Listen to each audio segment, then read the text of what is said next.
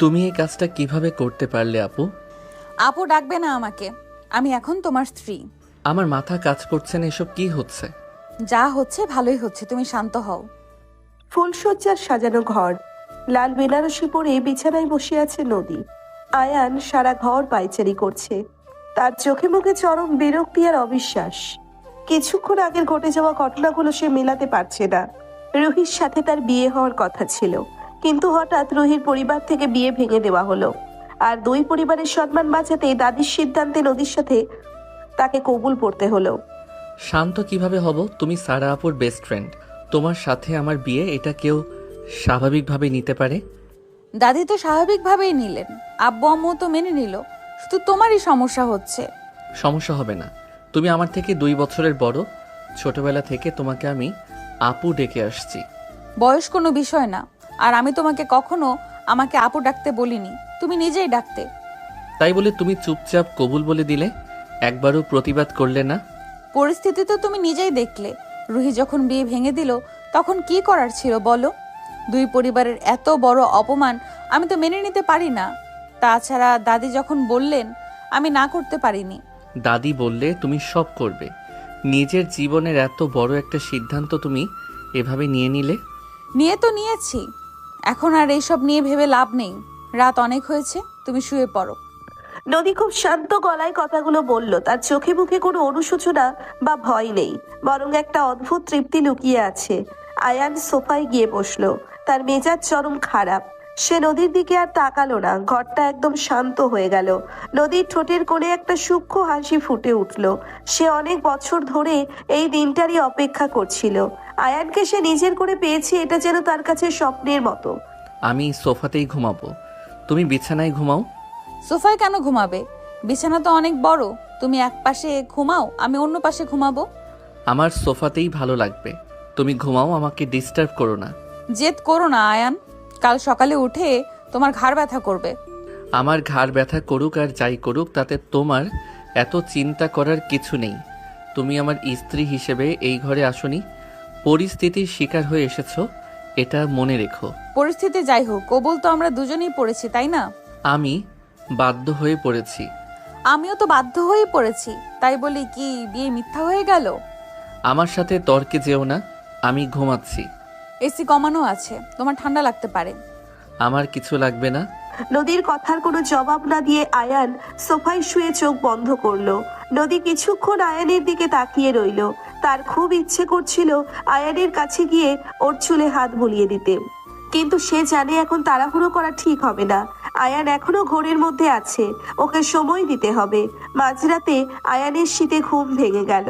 সে দেখলো তার গায়ের ওপর একটা ভারী কম্বল দেওয়া। বিছানার দিকে তাকিয়ে দেখলো নদী গুটিসুটি মেরে শুয়ে আছে। আয়ান বুঝতে পারলো নদী নিজের কম্বলটা তাকে দিয়ে দিয়েছে। অদ্ভুত মেয়ে, নিজে শীতে কষ্ট পাচ্ছে আর আমাকে কম্বল দিয়ে রেখেছে। আয়ান উঠে গিয়ে কম্বলটা নদীর গায়ে ভালো করে জড়িয়ে দিল। নদীর মুখের দিকে তাকিয়ে তার ভিতরটা একটু কেঁপে উঠল।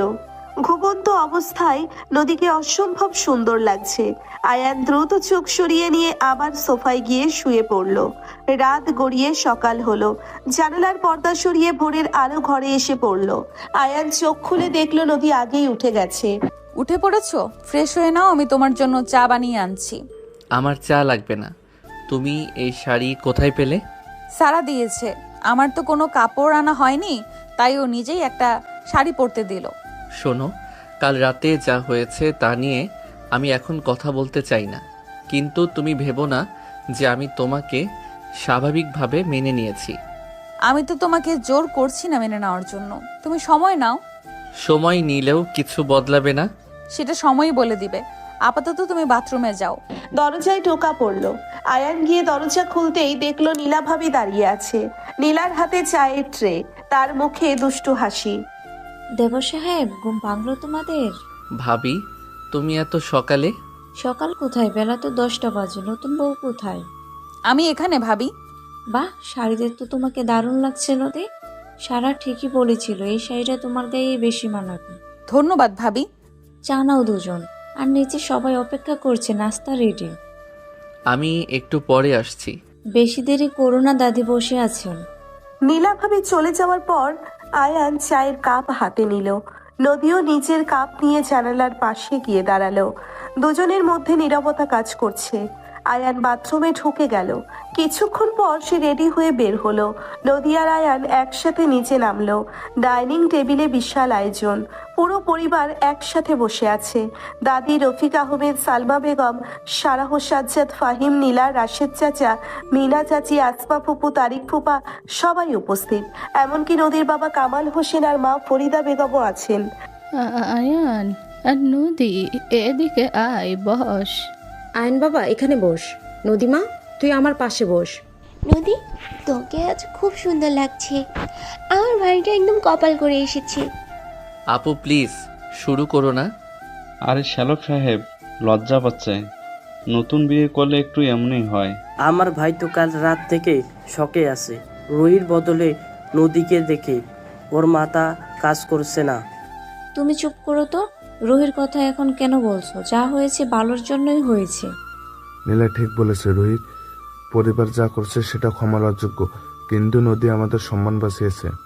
ভাই সাহেব, যা হওয়ার হয়ে গেছে, এখন ওরা দুজন ভালো থাকলেই আমরা খুশি। নদী তুই ঠিক আছিস তো মা? আমি ঠিক আছি আম্মু, তোমরা টেনশন করো না। শোনো সবাই, আমি একটা সিদ্ধান্ত নিয়েছি। আয়ান, আজ তুই আর নদী একটু ঘুরে আয়। তোদের তো কোনো প্ল্যানই করা হয়নি। আমার অফিস আছে দাদি, আজ যেতে পারবো না। কিসের অফিস? আমি তোর বসের সাথে কথা বলে নিয়েছি, তুই এক সপ্তাহে ছুটিতে আসিস। চাচা, আমার জরুরি কাজ আছে। কোনো কথা শুনবো না আমি, যা বলেছি তাই হবে। তোরা আজ বিকেলে বের হবি। হ্যাঁ হ্যাঁ, ঘুরে আসুক, মনটা ভালো হবে। নদীমা, তুই রেডি হয়ে নিস। আয়ানকে নিয়ে একটু বাইরে থেকে ঘুরে আয়। আয়নের তো এখন মেঘ না চাইতে জল অবস্থা, এমন সুন্দর বউ পেলে কি আর অফিসে যায়? ফুফা, আপনিও শুরু করলেন। ভাইয়া ভাবিকে নিয়ে কোথায় যাবে? আমিও যাব তোমাদের সাথে। তুই কেন যাবি কাবাব মে হাড্ডি হতে? ওরা দুজনে যাক। আপু, তুমি ভাইয়াকে নিয়ে আমাদের বাসায় এসো একদিন। আসবো রিয়া, তুমি মন দিয়ে পড়াশোনা করো। নাস্তার টেবিল জুড়ে হাসি খুশি পরিবেশ থাকলেও আয়ানের মনে চরম অস্বস্তি কাজ করছে। সে কোনো মতে নাস্তা শেষ করে নিজের ঘরে ফিরে গেল। নদী কিছুক্ষণ সবার সাথে গল্প করে তারপর ঘরে ঢুকলো। আয়ান ব্যালকনিতে দাঁড়িয়ে সিগারেট খাচ্ছে। নদী ঘরে ঢুকে দরজা আটকে দিল। তুমি রেডি হয়ে নাও, আমরা বিকেলে বের হব। আমি কোথাও যাব না। তুমি দাদিকে বলে দাও তোমার শরীর খারাপ। আমি মিথ্যে বলতে পারবো না, আর দাদি যখন বলেছেন আমাদের যাওয়া উচিত। তুমি কি বুঝতে পারছো না আমি তোমার সাথে স্বাভাবিক হতে পারছি না? আমার অস্বস্তি হচ্ছে। অস্বস্তি তো আমারও হচ্ছে আয়ান, কিন্তু কিছু করার তো নেই। আমরা এখন স্বামী স্ত্রী, এই সত্যিটা তো আর বদলাবে না। স্বামী স্ত্রী, এত সহজে তুমি সম্পর্কটা মেনে নিলে? মেনে না নিয়ে উপায় কি বলো? আমি তো তোমার মতো পালিয়ে বেড়াতে পারবো না। আমি পালিয়ে বেড়াচ্ছি না, আমি শুধু সময় চাইছি। সময় তো আমি তোমাকে দিচ্ছি। আমি কি তোমার কাছে কোনো অধিকার ফলিয়েছি? আমি শুধু বলছি দাদির কথা রাখতে আমাদের বাইরে যাওয়া উচিত। বাইরে গিয়ে কি করব? আমরা দুজন চুপচাপ বসে থাকবো। চুপচাপ বসে থাকতে হবে না, আমরা না হয় বন্ধুদের মতো ঘুরে আসব। তোমার সাথে আমার কিসের বন্ধুত্ব? তুমি আমার আপুর বান্ধবী ছিলাম, এখন আমি তোমার স্ত্রী। এই পরিচয়টা তোমাকে মেনে নিতেই হবে। তুমি বড্ড বেশি কথা বলছো। আর তুমি বড্ড বেশি অবুঝের মতো আচরণ করছো। যাও, শার্ট পরে নাও, আমি রেডি হচ্ছি। নদী আলমারি থেকে একটা নীল রঙের শাড়ি বের করলো। আয়ান আর চোখে দেখলো নদীর শাড়ি পরার স্টাইল আর সাজগোজ দেখে সে মুহূর্তের জন্য থমকে গেল, কিন্তু পরক্ষণেই নিজেকে সামলে নিয়ে একটা সাদা শার্ট আর জিন্স পরে নিল। বিকেল 5টার দিকে তারা দুজন গাড়ির কাছে গেল। আয়ান ড্রাইভিং সিটে বসলো, নদী গিয়ে বসলো পাশের সিটে। গাড়ির ভেতরে একটা ভারী নীরবতা। আয়ান গাড়ি স্টার্ট দিল। তুমি এসিটা একটু বাড়িয়ে দেবে? দিচ্ছি। আমরা কোথায় যাচ্ছি? জানি না, গাড়ি যেদিকে যায় সেদিকেই যাব। আচ্ছা, তাই চলো। গাড়ি চলছে শহরের রাস্তা দিয়ে। হঠাৎ সামনে একটা রিক্সা চলে আসায় আয়ান কষিয়ে ব্রেক করলো। নদী ছিটকে বসে পড়ল আয়ানের গায়ের উপর। নদীর নরম হাত আয়ানের কাঁধ চেপে ধরেছে। নদীর চুল এসে পড়েছে আয়ানের মুখে। আয়ানের বুকটা হঠাৎ খুব জোরে ধকধক করে উঠল। নদীর পারফিউমের মিষ্টি গন্ধ আয়ানের নাকে এসে লাগলো। কয়েক সেকেন্ড দুজন দুজনের দিকে তাকিয়ে রইল। কেউ কোনো কথা বলছে না। আয়ানের চোখে একটা অদ্ভুত দৃষ্টি, যা নদী এর আগে কখনো দেখেনি। ঠিক আছো তুমি? হ্যাঁ ঠিক আছি। সাবধানে বসো। তুমি ব্রোক না করলে তো অ্যাক্সিডেন্ট হয়ে যেত। রাস্তাঘাটে সবাই চোখ বন্ধ করে চলে। নদী আবার নিজের সিটে সোজা হয়ে বসলো, কিন্তু আয়ানের শরীরে তখনও একটা কাঁপুনি কাজ করছে। সে বুঝতে পারছে না নদীর স্পর্শে তার এমন কেন লাগছে। সে দ্রুত মনকে অন্যদিকে ঘোরানোর চেষ্টা করলো। ঠিক তখনই আয়ানের ফোন বেজে উঠল। স্ক্রিনে শিয়ামের নাম। আয়ান এক হাত স্টিয়ারিং এ রেখে অন্য হাতে ফোন ধরলো। শিয়াম আয়ানের সবচেয়ে কাছের বন্ধু। হ্যালো সিয়াম, বল। দোস্ত, তুই ঠিক আছিস? কাল রাতে যা হলো আমি তো এখনো বিশ্বাস করতে পারছি না। আমার নিজেরই বিশ্বাস হচ্ছে না ভাই, সব কেমন যেন উলট পালট হয়ে গেল। কিন্তু দোস্ত, একটা কথা বলার জন্য তোকে ফোন করলাম। কি কথা? রুহি কাল রাতে হঠাৎ করে বিয়ে ভেঙে দিল কেন, সেটা নিয়ে আমার একটু সন্দেহ হচ্ছিল। আমি খোঁজ নিয়েছি। কি খোঁজ নিয়েছিস? রুহির পরিবার থেকে নাকি কেউ ওদের ভয় দেখিয়েছিল। ওদের কাছে রুহির এমন কিছু ছবি পাঠানো হয়েছিল যেটা প্রকাশ পেলে রুহির পরিবারের অনেক বড় ক্ষতি হয়ে যেত। কি বলছিস এসব? কে করবে এমন কাজ? আমি জানি না দোস্ত, কিন্তু কাজটা যে খুব নিখুঁতভাবে করেছে তাতে কোনো সন্দেহ নেই। আর সে এমন কেউ যে তোর আর রুহির বিয়েটা কোনোভাবেই হতে দিতে চায়নি। এমন কে হতে পারে? আমার তো কোনো শত্রু নেই। শত্রু না দোস্ত, আমার মনে হচ্ছে এটা কাছের কারো কাজ। তুই একটু সাবধানে থাক। আমি আরও খবর নিচ্ছি, পরে কথা হবে। আচ্ছা, তুই খবর নিয়ে আমাকে জানা। আয়ান ফোনটা ড্যাশবোর্ডে রাখলো। তার মাথার ভেতর শিয়ামের কথাগুলো ঘুরপাক খাচ্ছে। কাছের কেউ এই কাজ করেছে, কিন্তু কে হতে পারে সে? আয়ান আজ চোখে নদীর দিকে তাকালো। নদী জানালার বাইরে তাকিয়ে আছে। তার মুখে অদ্ভুত একটা শান্ত ভাব। আয়ানের হঠাৎ মনে পড়লো কাল রাতে কবুল বলার সময় নদীর চোখে কোনো ভয় বা দ্বিধা ছিল না, বরং একটা স্বস্তি ছিল। আয়ানের মনের ভেতর একটা ঠান্ডা সন্দেহ দানা বাঁধতে শুরু করলো। সে নদীর হাতের ব্যাগের দিকে তাকালো। ব্যাগটা একটু খোলা, ভেতরে একটা অন্য ফোন রাখা। আয়ান জানে নদীর একটা মাত্র ফোন, তাহলে এই দ্বিতীয় ফোনটা কার? আর কেনই বা নদী সেটা লুকিয়ে রেখেছে? তোমার ব্যাগের চেইনটা খোলা।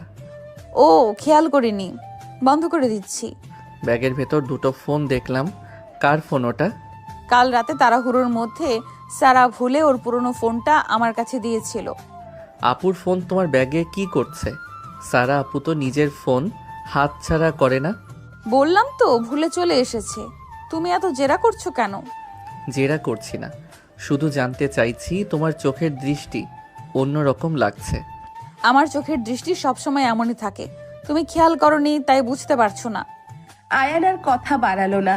সে স্টিয়ারিং হুইল শক্ত করে ধরে সামনের দিকে তাকিয়ে আছে। শহরের রাস্তায় প্রচন্ড জ্যাম। গাড়ির ভেতর একটা অস্বস্তিকর নীরবতা কাজ করছে। নদীর শান্ত ভাব দেখে আয়ানের সন্দেহ আরো গাঢ় হচ্ছে। সে মনে মনে হিসাব মেলানোর চেষ্টা করছে। আমার হিরো এক্সট্রিম 125 আর বাইকটা নিয়ে বের হলে ভালো হতো। এই জ্যামে গাড়ির ভেতর বসে থাকতে একদম ভালো লাগছে না। তুমি তো জানো আমি বাইকে বসতে ভয় পাই, আর দাদি দেখলে বকাবকি করতেন। দাদি বকাবকি করতেন নাকি তুমি ভয় পাও? কোনটা আসল কারণ? দুটোই আসল কারণ। তুমি এত অধৈর্য হয়ে পড়েছো কেন? আমরা তো ঘুরতেই বেরিয়েছি। ঘুরতে বেরিয়েছি বলে জ্যামে বসে থাকতে হবে এমন তো কোনো কথা নেই। আচ্ছা ঠিক আছে, সামনে একটা ক্যাফে দেখা যাচ্ছে, চলো ওখানে গিয়ে বসি, জ্যামটা একটু কমুক। আমি ক্যাফেতে যাব না, আমার ভালো লাগছে না। প্লিজ আয়ান চলো। শুধু শুধু গাড়ির ভেতরে বসে থেকে দুজনের মেজাজ খারাপ হবে। আয়ান অনিচ্ছা সত্ত্বেও গাড়িটা রাস্তার পাশে পার্ক করলো। তারা দুজন গাড়ি থেকে নেমে ক্যাফের দিকে এগিয়ে গেল। ক্যাফেটা বেশ নিরিবিলি, ভেতরে হালকা আলো আর স্নিগ্ধ মিউজিক বাজছে। তারা একটা কোণার দিকে টেবিল বেছে নিয়ে বসলো। ওয়েটার মেনু কার্ড দিয়ে গেল। তুমি কি খাবে? তোমার যা পছন্দ তাই অর্ডার করো। আমার পছন্দ তুমি কিভাবে জানবে? তুমি কি আমার সব কিছু জানো নাকি? আমি তোমার অনেক কিছুই জানি আয়ান, তুমি হয়তো খেয়াল করনি কিন্তু আমি জানি। আচ্ছা, তাহলে তুমিই অর্ডার করো, দেখি তুমি আমার পছন্দ কতটা জানো। ওয়েট ভাইয়া 2 কাপ কোল্ড কফি আর একটা চিকেন স্যান্ডউইচ দিন। কফিতে চিনি কম দেবেন। তুমি জানলে কিভাবে আমি কোল্ড কফি চিনি ছাড়া খাই?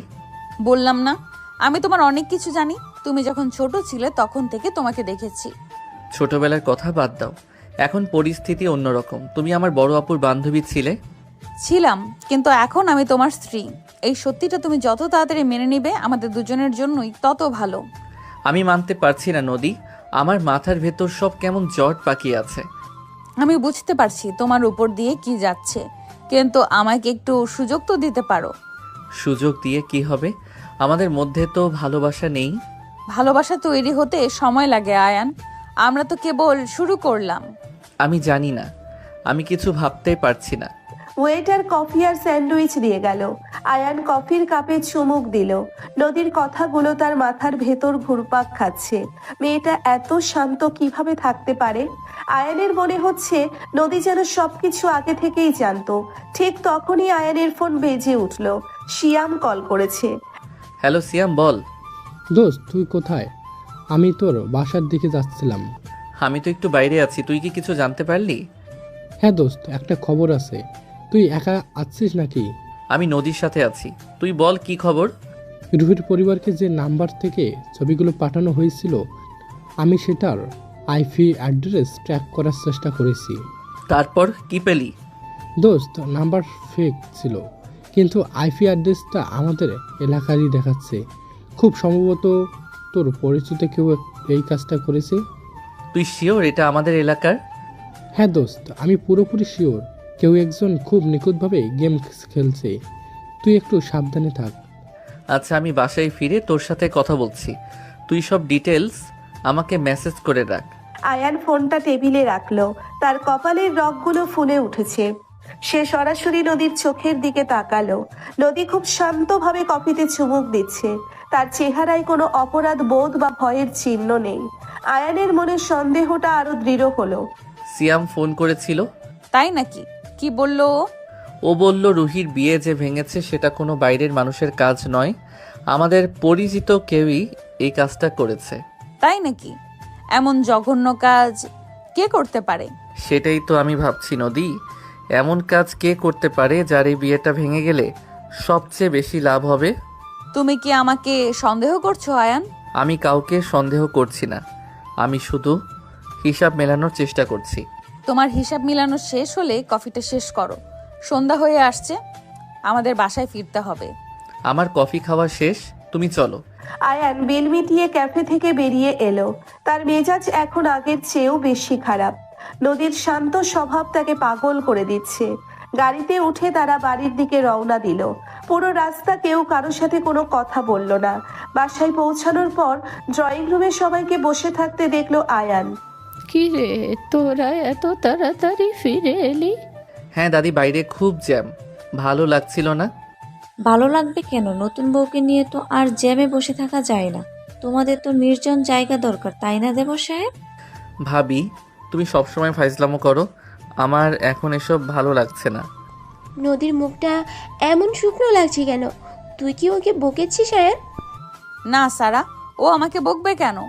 আমার একটু মাথা ব্যথা করছে, তাই চুপচাপ আছি। তুই রুমে গিয়ে বিশ্রাম নে মা, আমি খাবার পাঠিয়ে দিচ্ছি।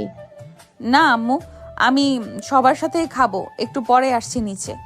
আয়ান হন হন করে সিঁড়ি বেয়ে ওপরে উঠে গেল। নদী সবার সাথে একটু হেসে কথা বলে তারপর ঘরে গেল। ঘরে ঢুকে সে দরজাটা আটকে দিল। আয়ান তখন ব্যালকনিতে দাঁড়িয়ে সিগারেট ধরাচ্ছে। নদী ধীর পায়ে ব্যালকনির দরজার কাছে গিয়ে দাঁড়ালো। তুমি এত সিগারেট খাচ্ছ কেন? আমার ইচ্ছে করছে তাই খাচ্ছি। তোমার সমস্যা হলে তুমি অন্য ঘরে গিয়ে থাকতে পারো। আমার সমস্যা হবে কেন? আমি তো তোমার স্ত্রী, তোমার ভালো মন্দের খেয়াল রাখা আমার দায়িত্ব। আমার খেয়াল কাউকে রাখতে হবে না, তুমি নিজের খেয়াল রেখো। তুমি কি এখনো সিয়ামের কথাগুলো নিয়ে ভাবছো? ভাববো না তো কি করব? আমার জীবনটা নিয়ে কেউ একজন ছিনিমিনি খেলছে আর আমি বসে বসে তামাশা দেখব? তামাশা কেন দেখবে? তুমি খুঁজে বের করো কে এই কাজ করেছে। আমি ঠিকই বের করব, আর যেদিন বের করব সেদিন তাকে আমি ছাড়বো না, সে যেই হোক না কেন। আচ্ছা এখন এসব বাদ দাও, ফ্রেশ হয়ে নাও, নিচে খাবার দিয়েছি। নদী আলমারি থেকে নিজের জন্য একটা সুতির নাইটি বের করে বাথরুমে ঢুকে গেল। আয়ান সিগারেটের টুকরোটা নিচে ফেলে দিয়ে ঘরের ভেতর এলো। তার মাথার ভেতর শুধু শিয়ামের কথাগুলো ঘুরছে। বাথরুমের দরজা খোলার শব্দে আয়ান ফিরে তাকালো। নদী বাথরুম থেকে বের হয়েছে। তার ভেজা চুল থেকে টপ টপ করে জল পড়ছে। হালকা গোলাপি রঙের নাইটিতে নদীকে অসম্ভব মোহনীয় লাগছে। আয়ান চোখ সরিয়ে নিতে চাইল, কিন্তু পারল না। সে একদৃষ্টিতে নদীর দিকে তাকিয়ে রইল। এইভাবে কি দেখছো? কিছু না। তুমি চুল শুকাচ্ছ না কেন? ঠান্ডা লেগে যাবে তো। তোয়ালেটা খুঁজে পাচ্ছি না, তুমি কি একটু দেবে? ওখানেই তো রাখা আছে। আমি দেখতে পাচ্ছি না, তুমি একটু এগিয়ে দাও না প্লিজ। আয়ান তোয়ালেটা হাতে নিয়ে নদীর দিকে এগিয়ে গেল। নদী খুব কাছাকাছি দাঁড়িয়ে আছে। তার শরীর থেকে একটা মিষ্টি সুবাস আসছে। আয়ানের হার্টবিট বেড়ে গেল। সে তোয়ালেটা নদীর হাতে দিতে গিয়ে নদীর আঙ্গুল ছুঁয়ে ফেলল। নদীর শরীরটা একটু কেঁপে উঠল। সে তোয়ালেটা নিয়ে নিজের চুল মুছতে শুরু করলো। চুল মোছার সময় অনেক ফোঁটা জল ছিটকে আয়ানের মুখে পড়ল। আয়ান আর নিজেকে সামলাতে পারল না। সে নদীর হাতটা চেপে ধরলো। তুমি কি চাইছো নদী? আমি আবার কি চাইবো? আমি তো শুধু চুল মুছছিলাম। আমাকে পাগল করার চেষ্টা করো না। তুমি জানো আমি এসব পছন্দ করি না। আমি তোমাকে পাগল করতে যাব কেন? তুমি নিজেই তো আমার কাছে এসেছো। তুমি আমাকে ডাকলে তাই তো এলাম। আমি তাকালেই তুমি আসবে? তুমি তো আমাকে পছন্দ করো না। আমি সেটা বলিনি। আমি শুধু বলেছি পরিস্থিতিটা স্বাভাবিক না। পরিস্থিতি তো আমরাই স্বাভাবিক করব, তাই না? নদী আয়ানের চোখের দিকে গভীরভাবে তাকালো। তার চোখের চাহনিতে এমন কিছু ছিল না আয়ানকে পুরোপুরি দুর্বল করে দিল। নদীর ভেজা চুলের গন্ধ আর তার নরম হাতের স্পর্শ আয়ানের সব যুক্তি ভোলাতে শুরু করেছে। আয়ান ধীর পায়ে নদীর আরো কাছে এগিয়ে গেল। তাদের মাঝখানের দূরত্ব একদম কমে গেল। নদীর নিঃশ্বাসের শব্দ আয়ান শুনতে পাচ্ছে। তুমি আমার সাথে খেলছো নদী? আমি খেলছি না আয়ান, আমি শুধু আমার অধিকার চাইছি। কিসের অধিকার? তোমার স্ত্রী হিসেবে আমার যে অধিকার আছে সেটা। আয়ান নদীর কোমর পেঁচিয়ে ধরে তাকে নিজের দিকে টেনে নিল। নদী কোনো বাধা দিল না, বরং সে আয়ানের বুকে মাথা রাখলো। আয়ানের বুকের ভেতর ঝড় বয়ে যাচ্ছে। সে জানে সে যা করছে সেটা ঠিক হচ্ছে না, কিন্তু নদীর এই রূপ আর তার প্রতি আকর্ষণ আয়ানকে পাগল করে দিচ্ছে। সে নদীর থুতনি ধরে তার মুখটা উপরে তুলল। নদীর চোখ দুটো আধ বোঝা। আয়ান ধীরে ধীরে নদীর ঠোঁটের দিকে এগিয়ে গেল। ঠিক সেই মুহূর্তে দরজায় একটা জোরে নক পড়ল। আয়ান, নদী, তোমরা কি নিচে আসবে নাকি খাবার ওখানেই পাঠিয়ে দিব? আমরা আসছি ভাবি। আয়ান দ্রুত নদীকে ছেড়ে দিয়ে কয়েক পা পিছিয়ে গেল। নদী একটু হেসে নিজের কাপড় ঠিক করে নিল। আয়ানের নিজেকে খুব অপরাধী মনে হচ্ছে। সে কিভাবে নদীর ফাঁদে পা দিচ্ছিল সেটা ভেবেই তার নিজের ওপর রাগ হচ্ছে। চলো নিচে যাই, ভাবি ডাকছেন। তুমি যাও, আমি পরে আসছি। আচ্ছা আমি যাচ্ছি, তুমি তাড়াতাড়ি আসো। নদী মুচকি হেসে ঘর থেকে বেরিয়ে গেল। আয়ান বিছানায় বসে নিজের মাথা চেপে ধরল। সে বুঝতে পারছে না সে নদীকে ভালোবাসে নাকি ঘৃণা করে। তার মন আর মস্তিষ্কের মধ্যে একটা যুদ্ধ চলছে। আয়ান বাথরুমে গিয়ে চোখ মুখে জল দিয়ে একটু শান্ত হলো। তারপর সে নিচে নেমে এলো। ডাইনিং টেবিলে সবাই খেতে বসেছে, কিন্তু আয়ানের খাবারে কোনো রুচি নেই। সে শুধু প্লেটে খাবার নাড়াচাড়া করছে। কি রে আয়ান, খাচ্ছিস না কেন? তোর কি শরীর খারাপ? না আপু, শরীর ঠিক আছে। আমার ক্ষুধা নেই। ক্ষুধা নেই মানে কি? সারাদিন বাইরে ঘুরেছিস, এখন একটু ভালো করে খেয়ে নে। আমার সত্যি ক্ষুধা নেই আব্বু, আমি রুমে যাচ্ছি। নদী, তুই ওর খাবারটা রুমে নিয়ে যা, ও মনে হয় ক্লান্ত। আচ্ছা দাদি, আমি নিয়ে যাচ্ছি। আয়ান নিজের ঘরে ফিরে এসে ব্যালকনিতে গিয়ে দাঁড়ালো। রাতের আকাশটা বেশ পরিষ্কার, চাঁদ উঠেছে। নদী একটা প্লেটে খাবার নিয়ে ঘরে ঢুকলো।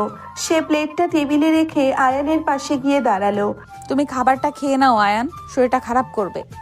আমি বললাম না আমার ক্ষুধা নেই, তুমি আমাকে জোর করো না। আমি জোর করছি না, কিন্তু তুমি না খেলে আমারও তো খেতে ইচ্ছে করবে না। তুমি তোমার মতো খেয়ে নাও, আমার জন্য তোমাকে বসে থাকতে হবে না। স্বামী না খেলে স্ত্রী কিভাবে খাবে বলো? আবার সেই স্বামী স্ত্রীর কথা, তুমি কি একবারও বুঝতে পারছো না আমি এখনো তোমাকে সেভাবে মেনে নিতে পারিনি?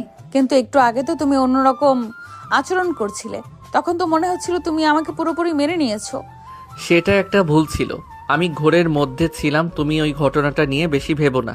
আমি কিছু ভাবছি না, তুমি খাবারটা খেয়ে নাও। আমি শুতে যাচ্ছি, আমার খুব ঘুম পাচ্ছে।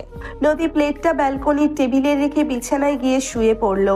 আয়ান কিছুক্ষণ বাইরের দিকে তাকিয়ে থেকে তারপর ঘরে এলো। সে দেখলো নদী পাশ ফিরে শুয়ে আছে। তার শ্বাস প্রশ্বাস স্বাভাবিক মনে হচ্ছে। সে ঘুমিয়ে পড়েছে। আয়ান ধীর পায়ে নদীর ব্যাগের দিকে এগিয়ে গেল। তার মনে সেই সন্দেহটা আবার জেগে উঠেছে। সে ব্যাগের চেইন খুলে সাবধানে সেই দ্বিতীয় ফোনটা বের করলো। আমাকে দেখতেই হবে এই ফোনে কি আছে। আয়ান ফোনটার স্ক্রিনে চাপ দিল। ফোনটা লক করা। সে পাসওয়ার্ড আন্দাজ করার চেষ্টা করলো। প্রথমে নদীর জন্ম তারিখ দিল, কিন্তু খুলল না। তারপর সে নিজের জন্ম তারিখ দিল, তাও খুলল না। আয়ান বিরক্ত হয়ে ফোনটা ব্যাগে রেখে দিতে যাবে, ঠিক সেই মুহূর্তেই ফোনের স্ক্রিনটা জ্বলে উঠল। একটা মেসেজ এসেছে। ফোন লক থাকায় পুরো মেসেজটা পড়া যাচ্ছে না, কিন্তু নোটিফিকেশন বারে মেসেজের প্রথম লাইনটা স্পষ্ট ভেসে উঠেছে। আয়ান যেন কোনোভাবেই কাল রাতের আসল ঘটনা জানতে না পারে। সবকিছু স্বাভাবিক রাখিস। আয়ানের বুকের রক্ত হিম হয়ে গেল। মেসেজটা কে পাঠিয়েছে সে দেখতে পেল না, কারণ নাম্বারটা সেভ করা নাই। কিন্তু এই একটা লাইন তার সব সন্দেহকে যেন সত্যি প্রমাণ করে দিল।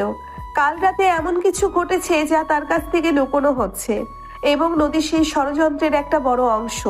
আয়ান রাগে কাঁপতে লাগলো। সে ফোনটা শক্ত করে চেপে ধরলো। ঠিক তখন পেছন থেকে একটা নরম হাত আয়ানের কবজি চেপে ধরলো। কার মেসেজ দেখছো আমার ফোনে? আয়ান চমকে পিছনে তাকালো। অন্ধকার ঘরের আবছা আলোয় সে দেখলো নদী তার একদম পিছনে দাঁড়িয়ে আছে। নদীর চোখে ঘুম নেই, বরং একটা অদ্ভুত শীতল দৃষ্টি দিয়ে সে আয়ানের দিকে তাকিয়ে আছে। কার মেসেজ দেখছো আমার ফোনে? আমি তোমার ফোন দেখিনি, আমি নিজের ফোন দেখছি। মিথ্যা বলো না, আমি স্পষ্ট দেখলাম তুমি ভয় পেয়ে গেলে। কে মেসেজ পাঠিয়েছে এত রাতে? তুমি আমাকে ভয় পাচ্ছ কেন? আমি তোমার বউ, আমি এমন কিছু করব না যাতে তোমার ক্ষতি হয়। তুমি আমার কথার উত্তর দিচ্ছ না। আমি জানতে চাই ওই মেসেজটা কে পাঠিয়েছে। মেসেজটা তিশা পাঠিয়েছে। ও কাল রাতের ঘটনা নিয়ে একটু চিন্তায় ছিল, তাই খোঁজ নিচ্ছিল। তিশা পাঠিয়েছে? তুমি আমাকে বোকা ভাবো? আমি তোমাকে বোকা ভাবি না, তুমি নিজেই সবকিছু জটিল করছো। তুমি আমাকে ফোনটা দাও, আমি এখনই তিশাকে কল করে জিজ্ঞেস করব। রাত অনেক হয়েছে আয়ান, এখন ওকে কল করা ঠিক হবে না। মেয়েটা ঘুমিয়ে পড়েছে। তুমি আমাকে আটকাচ্ছ, তার মানে তুমি মিথ্যা বলছো। আমি আটকাচ্ছি না, তুমি চাইলে কাল সকালে কথা বলে নিও। এখন ঘুমানোর চেষ্টা করো। আয়ান নদীর চোখের দিকে তাকিয়ে বোঝার চেষ্টা করলো সে সত্যি বলছে নাকি মিথ্যা। নদীর চোখে কোনো ভয় নেই, সে একদম শান্ত। আয়ান বুঝতে পারছে না মেয়েটা এত আত্মবিশ্বাসী কিভাবে হয়। সে একটা দীর্ঘশ্বাস ফেলে বিছানায় গিয়ে বসলো। তুমি আমাকে নিয়ে কি গেম খেলছো নদী? আমি কোনো গেম খেলছি না, তুমি শুধু শুধু আমাকে সন্দেহ করছো। সন্দেহ তো আমি করবই। কাল রাত থেকে যা যা ঘটছে সবকিছুই কেমন যেন অস্বাভাবিক।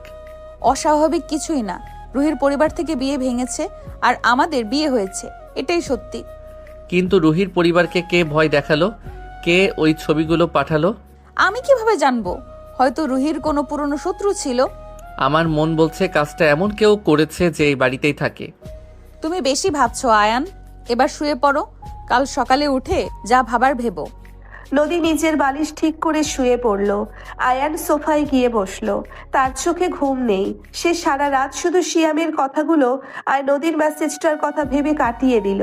ভোরের দিকে তার একটু চোখ লেগে এসেছিল। সকালে দরজায় ধাক্কা শুনে তার ঘুম ভাঙলো। আয়ান, নদী, তোমরা কি উঠবে না? বেলা তো 10টা বেজে গেল। উঠছি ভাবি, তুমি যাও। তুমি ফ্রেশ হয়ে নাও, আমি নিচে যাচ্ছি। তুমি নিচে যাও, আমি আসছি। আয়ান বাথরুমে গিয়ে চোখে মুখে জল দিল। আয়নায় নিজের দিকে তাকিয়ে তার খুব অসহায় লাগলো। সে নিচে নেমে দেখলো ডাইনিং টেবিলে সবাই বসে আছে। বাড়ি ভর্তি মানুষ। কামাল হোসেন আর ফরিদা বেগমও আছেন। দাদি খুব হাসি মুখে সবার সাথে কথা বলছেন।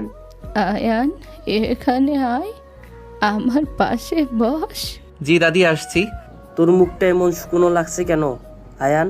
রাতে ঘুমাসনি? ঘুমিয়েছি ভাইয়া, এমনিতে একটু ক্লান্ত লাগছে। ক্লান্ত লাগবেই, এত বড় একটা ধকল গেল কাল। নদীমা, তুই আয়ানকে একটু নিজের হাতে খাইয়ে দে। দিচ্ছি চাচি, তুমি প্লেটটা এগিয়ে দাও। নদী, তুই একদম বউ বউ হয়ে গেছিস, তোকে শাড়িতে দারুণ মানিয়েছে। আমার শ্যালক সাহেবের ভাগ্য ভালো, রুহির মতো মেয়ের হাত থেকে বেঁচে গেছে। রুহির কথা আর কেউ মুখে আনবে না, যা হয়েছে ভালো হয়েছে। আয়ান, তুই আজ কোথাও যাবি না, বাসাতেই থাকবি। আমার একটু বের হতে হবে আম্মু, সিয়াম ডাকছে। শিয়াম ডাকলে যেতে হবে কেন? আজ তুই নদীর সাথে সময় কাটাবি। আরে ওকে যেতে দাও, বন্ধুদের সাথে দেখা করে আসুক, মন ভালো হবে। ভাইয়া, আমাকে একটু নামিয়ে দিয়ে যাও, আমার ভার্সিটিতে কাজ আছে। আমিও যাব আপু, আমাকে নামিয়ে দিস ভাইয়া। তোরা সাবধানে যাস, আর আয়ান তুমি তাড়াতাড়ি ফিরে এসো। আয়ান নদীর দিকে একবার তীক্ষ্ণ দৃষ্টিতে তাকালো। নদী খুব স্বাভাবিকভাবে হাসছে। আয়ান কোনো কথা না বলে নাস্তা শেষ করলো। সে গাড়ি নিয়ে বের হওয়ার আগে গ্যারেজে রাখা তার হিরো এক্সট্রিম 125 আর বাইকটার দিকে একবার তাকালো। বাইকটা নিয়েই সে শিয়ামের সাথে দেখা করতে বের হলো। শিয়াম একটা ক্যাফেতে অপেক্ষা করছিল। দোস্ত, তুই এসেছিস, বস এখানে। তুই বল কি পেয়েছিস, আমি আর সাসপেন্স নিতে পারছি না। আমি আইপি অ্যাড্রেস পুরোপুরি ট্র্যাক করেছি। কোথায় দেখাচ্ছে? দোস্ত, এটা বিশ্বাস করা কঠিন, কিন্তু অ্যাড্রেসটা তোর নিজের বাসার ওয়াইফাই রাউটারের। তুই শিওর? হ্যাঁ দোস্ত, একদম শিওর। কাজটা তোর বাসা থেকে কেউ করেছে। তার মানে নদী সত্যি সত্যি এর সাথে জড়িত? শুধু নদী একা না, নদীর সাথে আরও কেউ থাকতে পারে। তুই একটু ভাব, কে হতে পারে? কাল রাতে আমি নদীর ফোনে একটা মেসেজ দেখেছি। কি মেসেজ? কেউ একজন ওকে বলছিল আমি যেন সত্যিটা জানতে না পারি, সব কিছু স্বাভাবিক রাখতে বলছিল। নাম্বারটা কার ছিল?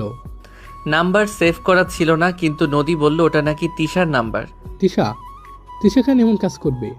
আমি জানি না, কিন্তু আমার মনে হচ্ছে নদী মিথ্যে বলছে।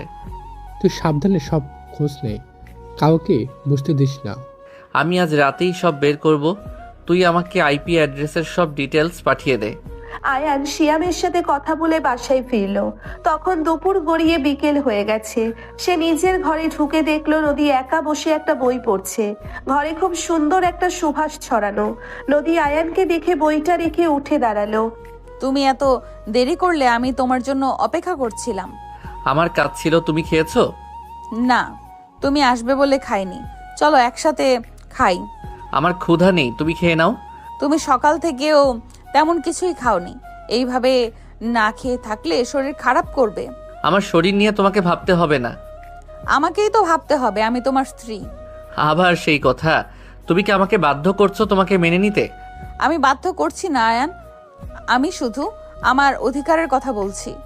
আয়ান নদীর কথায় বিরক্ত হয়ে ব্যালকনিতে চলে গেল। সে আয়ানের পাশে গিয়ে দাঁড়ালো। বিকালের হালকা বাতাসে নদীর শাড়ির আঁচল উঠছে। একটু খেয়ে নাও প্লিজ, আমি নিজের হাতে খাইয়ে দিচ্ছি। বললাম তো খাবো না, তুমি আমাকে জোর করো না। তুমি আমার উপর রাগ করে আছো বুঝতে পারছি, কিন্তু খাবারের উপর রাগ দেখিও না। আমার রাগ শুধু খাবারের উপর না, আমার রাগ পুরো পরিস্থিতিটার উপর। পরিস্থিতি আমরা বদলাতে পারবো না আয়ান, কিন্তু আমরা তো নিজেদের ভালো রাখতে পারি। তুমি কি সত্যি আমাকে ভালো রাখতে চাও নদী? আমি তোমাকে কতটা ভালো রাখতে চাই সেটা তুমি সময়ের সাথে সাথে বুঝতে পারবে। নদী এক লোকমা খাবার আয়ানের মুখের সামনে ধরলো। আয়ান নদীর চোখের দিকে তাকিয়ে আর না করতে পারলো না। সে চুপচাপ খাবারটা খেলো। নদী খুব যত্ন করে আয়ানকে খাইয়ে দিল। খাওয়া শেষ হলে নদী আয়ানের মুখে লেগে থাকা খাবার নিজের আঁচল দিয়ে মুছিয়ে দিল। নদীর এই ছোট ছোট যত্নগুলো আয়ানকে ভেতর থেকে দুর্বল করে দিচ্ছে। তুমি এমন কেন নদী? কেমন আমি? তুমি এত শান্ত কিভাবে থাকতে পারো? তোমার কি কোনো ভয় বা টেনশন নেই? আমার ভয় ছিল তোমাকে হারানোর, এখন তো তুমি আমার কাছে আছো, তাই আমার আর কোনো ভয় নেই। তুমি আমাকে ভালোবাসো? আমি তোমাকে অনেক ভালোবাসি আয়ান, আমি তোমাকে ছাড়া কিছু ভাবতে পারি না। কিন্তু ভালোবাসা তো জোর করে হয় না। আমি তো জোর করছি না, আমি শুধু অপেক্ষা করছি কবে তুমি আমাকে নিজের করে নেবে। আয়ান আর কোনো কথা বলতে পারল না। নদীর গভীর চোখের দিকে তাকিয়ে সে যেন হারিয়ে যাচ্ছে। নদীর ঠোঁট দুটো একটু কাঁপছে। আয়ান ধীর পায়ে নদীর আরো কাছে এগিয়ে গেল। তাদের মাঝখানে এখন আর কোনো দূরত্ব নেই। নদীর নিঃশ্বাসের শুষ্ণতা আয়ান নিজের মুখে অনুভব করছে। তুমি আমাকে পাগল করে দেবে নদী। আমি তো চাই তুমি আমার প্রেমে পাগল হয়ে যাও। আমি যদি সত্যি তোমার প্রেমে পড়ে যাই? সেটা আমার জীবনের সবচেয়ে সুন্দর মুহূর্ত হবে। আয়ান নিজের হাত বাড়িয়ে নদীর কোমর জড়িয়ে ধরলো। নদী কোনো বাধা দিল না। সে নিজের মাথাটা আয়ানের বুকে রাখলো। আয়ানের বুকের ভেতর খুব জোরে হৃৎপিণ্ড স্পন্দিত হচ্ছে। নদীর শরীর থেকে আসা সেই চেনা সুভাষ আয়ানকে মাতাল করে তুলছে। আয়ান নদীর মুখটা দুহাতে তুলে ধরলো। আমি তোমাকে বিশ্বাস করতে চাই নদী, তুমি চোখ বন্ধ করে আমাকে বিশ্বাস করতে পারো, কিন্তু তুমি যদি আমাকে ধোঁকা দাও? আমি মরে যাব, কিন্তু তোমাকে ধোঁকা দেব না। আয়ান নদীর ঠোঁটে নিজের ঠোঁট রাখলো। একটা দীর্ঘ এবং গভীর চুম্বনে তারা দুজন সবকিছু ভুলে গেল। নদীর চরম ঠোঁটের স্পর্শে আয়ানের সব রাগ, সব সন্দেহ যেন এক মুহূর্তে উধাও হয়ে গেল। সে নদীকে আরো শক্ত করে বুকে জড়িয়ে ধরলো। নদীর আঙ্গুলগুলো আয়ানের চুলে বিলি কাটছে। বেশ কিছুক্ষণ পর তারা আলাদা হলো। নদীর মুখটা লজ্জায় লাল হয়ে গেছে। তুমি খুব সুন্দর নদী। তুমি আমাকে লজ্জা দিচ্ছ। আমি তোমাকে আগে কেন এভাবে দেখিনি? কারণ তুমি আমাকে সব সময় সারা বান্ধবী হিসেবে ভেবেছো। এখন থেকে তুমি শুধু আমার বউ। আমি শুধু তোমারই আয়ান। সন্ধ্যা ঘনিয়ে এলো। বাড়ির পরিবেশ শান্ত হয়ে আছে। আয়ান নিজের ঘরে সোফায় বসে ল্যাপটপে কিছু একটা দেখছে। নদী আয়নার সামনে দাঁড়িয়ে নিজের চুল ঠিক করছে। হঠাৎ আয়ানের মনে পড়ল জামিল মামার কথা। নদীর বাবা জামিল সাহেব কাল রাতে অনেকক্ষণ ধরে কারোর সাথে ফোনে কথা বলছিলেন। তোমার মামা আজ আসেননি? জামিল মামা? না তো, ওনার তো কাজ ছিল। কেন? কাল রাতে ওনাকে খুব টেনশনে দেখলাম। ফোনে কারোর সাথে রাগারাগি করছিলেন। মামার তো ব্যবসার কাজ থাকে, হয়তো কোনো ক্লায়েন্টের সাথে কথা বলছিলেন। হতে পারে। আচ্ছা, তুমি সারা আপুর ওই ফোনটা কোথায় রেখেছো? আমার ব্যাগের ভেতরেই আছে। তুমি আবার ওই ফোন নিয়ে পড়েছো কেন? এমনি জিজ্ঞেস করলাম। আয়ান ল্যাপটপ বন্ধ করে বিছানায় এসে বসলো। নদীও এসে তার পাশে বসলো। রাত ধীরে ধীরে বাড়তে শুরু করলো। বাড়ির সবাই ঘুমিয়ে পড়েছে। আয়ানের চোখেও ঘুম নেমে আসছে। নদীর হাতের আলতো স্পর্শে সে খুব দ্রুত ঘুমিয়ে পড়লো। নদী, তুমি কোথায়? রাত 3টের দিকে আয়ানের হঠাৎ ঘুম ভেঙে গেল। সে দেখলো বিছানায় নদী নেই। বাথরুমের দরজাও খোলা। ঘর একদম অন্ধকার। আয়ান ভাবলো নদী হয়তো নিচে জল খেতে গেছে। সেও একটু তৃষ্ণা অনুভব করলো। আয়ান ধীর পায়ে ঘর থেকে বের হলো।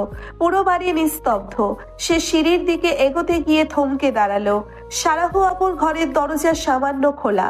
ভেতর থেকে আবছা আলো আসছে আর ফিসফিস করে কথা বলার আওয়াজ শোনা যাচ্ছে। তুই যা করেছিস সেটা খুব রিস্কি ছিল, কিন্তু কাজ তো হয়েছে। আয়ান তো এখন আমাকে মেনে নিয়েছে। ও যদি কখনো সত্যিটা জেনে যায় যে রুহি ছবিগুলো আমি তোকে দিয়েছিলাম। ও কখনো জানবে না, তুই শুধু চুপ থাকবি।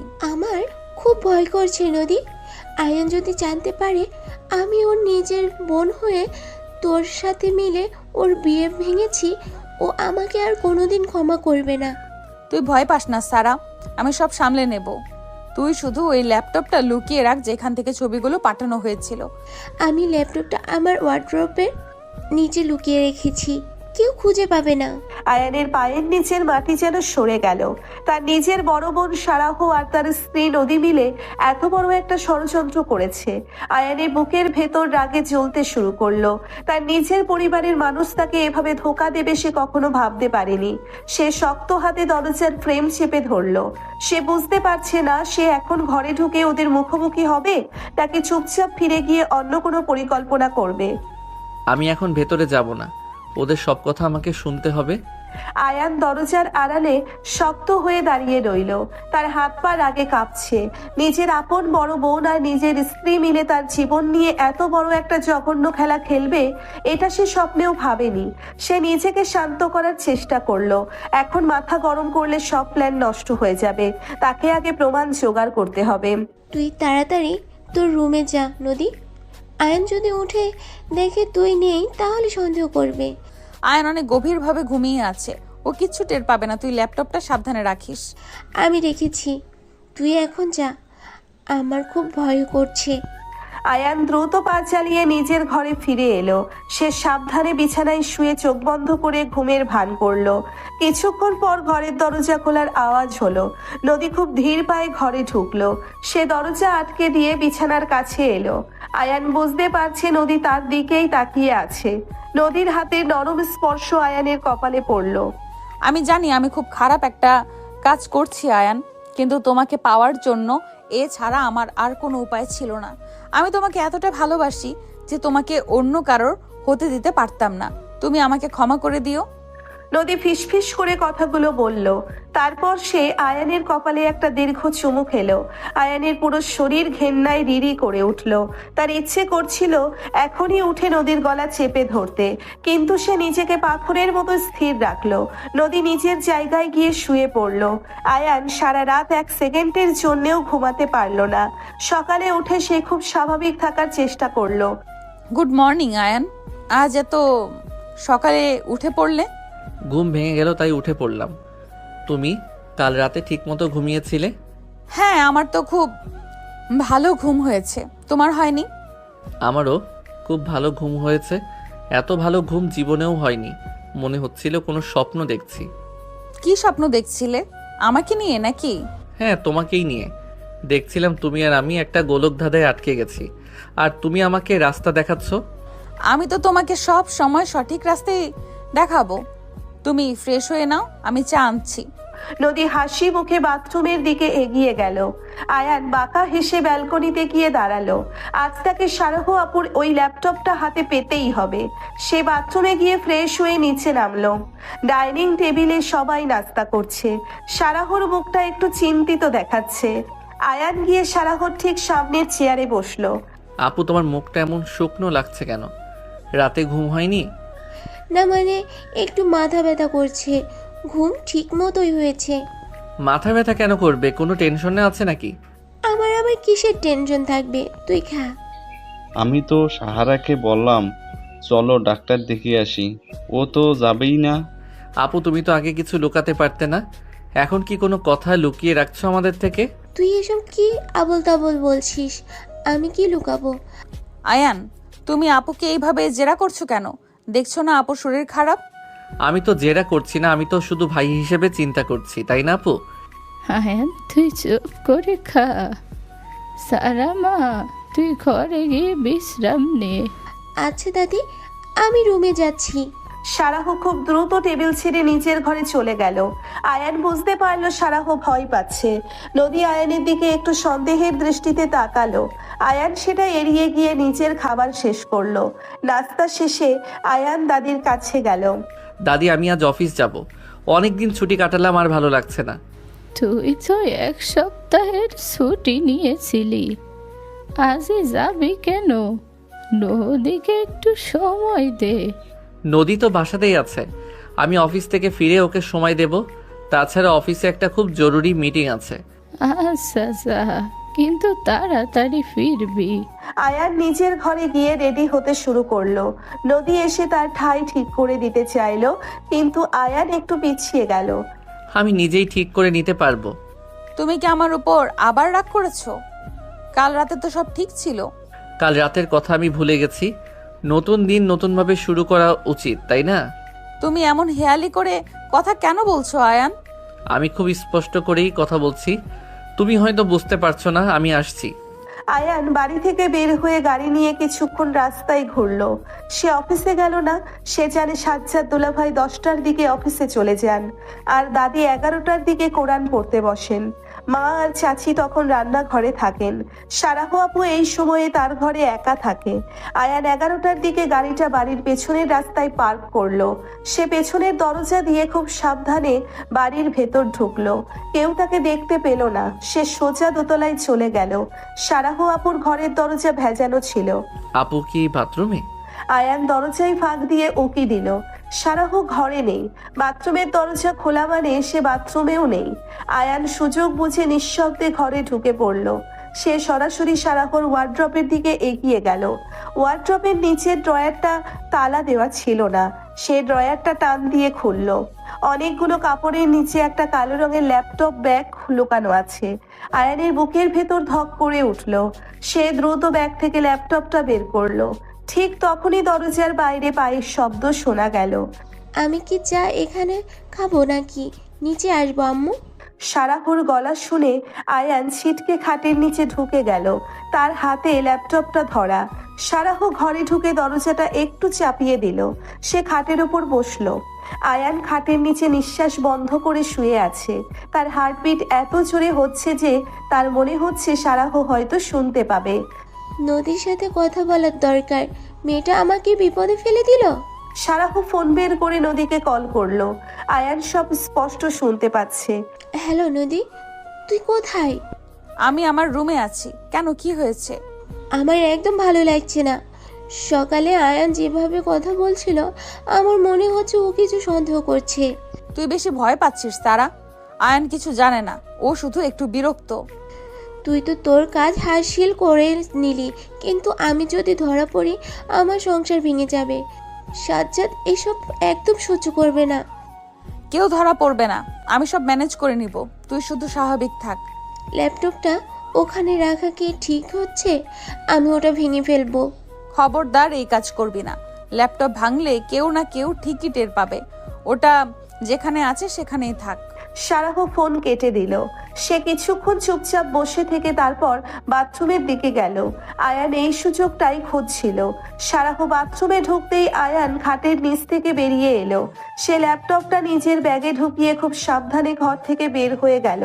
কেউ টেরও পেল না যে আয়ান বাড়িতে ঢুকেছিল আর ল্যাপটপ নিয়ে গেছে। আয়ান সোজা শিয়ামের ফ্ল্যাটে গিয়ে হাজির হলো। কিরে, তুই এই সময় অফিস যাসনি? অফিস চুলোই যাক, আমি প্রমাণ নিয়ে এসেছি। কিসের প্রমাণ? তোর ব্যাগে কি? সারা আপুর ল্যাপটপ। এই ল্যাপটপ থেকে রুহির পরিবারকে ছবিগুলো পাঠানো হয়েছিল। তুই এটা চেক কর। তুই এটা চুরি করে আনলি? কেউ দেখেনি তো? কেউ দেখেনি। তুই আগে এটা খোল, আমাকে দেখতে হবে এখানে কি কি আছে। শিয়াম ল্যাপটপটা অন করলো। ল্যাপটপে পাসওয়ার্ড দেওয়া। শিয়াম একটু হাসলো। সে তার নিজের কিছু সফটওয়্যার ব্যবহার করে মাত্র 5 মিনিটের মধ্যে পাসওয়ার্ড ক্র্যাক করে ফেললো। ল্যাপটপ ওপেন হতেই শিয়াম বিভিন্ন ফোল্ডার চেক করতে শুরু করলো। দোস্ত, এখানে তো তেমন কিছু দেখছি না, মনে হচ্ছে সব ডিলিট করে দিয়েছে। তুই রিকভার কর, যেভাবে হোক আমাকে ওই ছবিগুলো আর মেসেজগুলোর ট্রেস বের করে দে। রিকভার করতে একটু সময় লাগে, তুই বস, আমি দেখছি। আমার হাতে সময় নেই সিয়াম। নদী আর সারা মিলে আমাকে নিয়ে খেলছে, আমি ওদের আজই শেষ করে দেব। তুই মাথা ঠান্ডা রাখ, প্রমাণ ছাড়া তুই কিছুই করতে পারবি না, আমাকে কাজ করতে দে। শিয়াম একটা রিকভারি সফটওয়্যার রান করে দিল। আয়ান সোফায় বসে অস্থিরভাবে পা নাচাচ্ছে। তার বুকের ভেতর একটা আগুন চলছে। সে ভাবছে নদীকে সে কিভাবে শাস্তি দেবে। প্রায় 2 ঘন্টা পর শিয়ামের সফটওয়্যার কাজ শেষ করলো। দোস্ত, পেয়েছি, একটা ফোল্ডার রিকভার হয়েছে। খোল ওটা, তাড়াতাড়ি খোল। শিয়াম ফোল্ডারটা খুললো। ফোল্ডারের ভেতর রুহির অনেকগুলো আপত্তিকর ছবি। এই ছবিগুলোই রুহির পরিবারকে পাঠিয়ে ব্ল্যাকমেল করা হয়েছিল। তার সাথে কিছু টেক্সট ফাইলও আছে। এই দেখ দোস্ত, এখান থেকেই মেলগুলো পাঠানো হয়েছিল। ফেক ইমেল আইডি ব্যবহার করেছিল ওরা, কিন্তু ব্রাউজার হিস্ট্রিতে সব লক থেকে গেছে। আমি জানতাম নদী আর সারা আপু মিলে এই কাজ করেছে। কিন্তু দোস্ত, একটা জিনিস বুঝতে পারছি না, রুহির এই ছবিগুলো ওরা ফেলো কোথায়? সেটাই তো আসল প্রশ্ন। রুহির এই ছবিগুলো তো খুব পার্সোনাল, এগুলো সারা আপু বা নদীর কাছে কিভাবে এলো? এখানে একটা চ্যাট স্টিক আছে, দাঁড়া আমি ওপেন করছি। শিয়াম চ্যাট হিস্ট্রিটা ওপেন করলো। এটা একটা ফেসবুক ফেক আইডির চ্যাট। সেখানে দেখা যাচ্ছে কেউ একজন টাকার বিনিময়ে এই ছবিগুলো কিনেছে। তার মানে ওরা কাউকে টাকা দিয়ে রুহির ছবিগুলো জোগাড় করেছে। হ্যাঁ দোস্ত, কাজটা খুব প্রফেশনালভাবে করা হয়েছে। নদী সাধারণ কোনো মেয়ে না, ওর মাথা খুব ভয়ঙ্কর। আমি সব প্রমাণ আমার ফোনে কপি করে নিচ্ছি। ল্যাপটপটা আমি কাল সকালের মধ্যে ওর জায়গায় রেখে দেব। তুই এখন কি করবি? ওদের কি সব বলে দিবি? না, এত সহজে ওদের আমি ছাড়বো না। নদী আমার সাথে ভালোবাসার নাটক করছে, আমিও ওর সাথে নাটক করব। ও বুঝতেই পারবে না যে আমি সব জানি। আয়ান সব প্রমাণ নিজের ফোনে নিয়ে ল্যাপটপটা ব্যাগে ভরলো। সে শিয়ামকে ধন্যবাদ দিয়ে বাসায় ফেরার জন্য বের হলো। তখন বিকেল হয়ে গেছে। আয়ান বাড়ির কাছাকাছি এসে একটা ফুলের দোকান থেকে কিছু লাল গোলাপ কিনলো।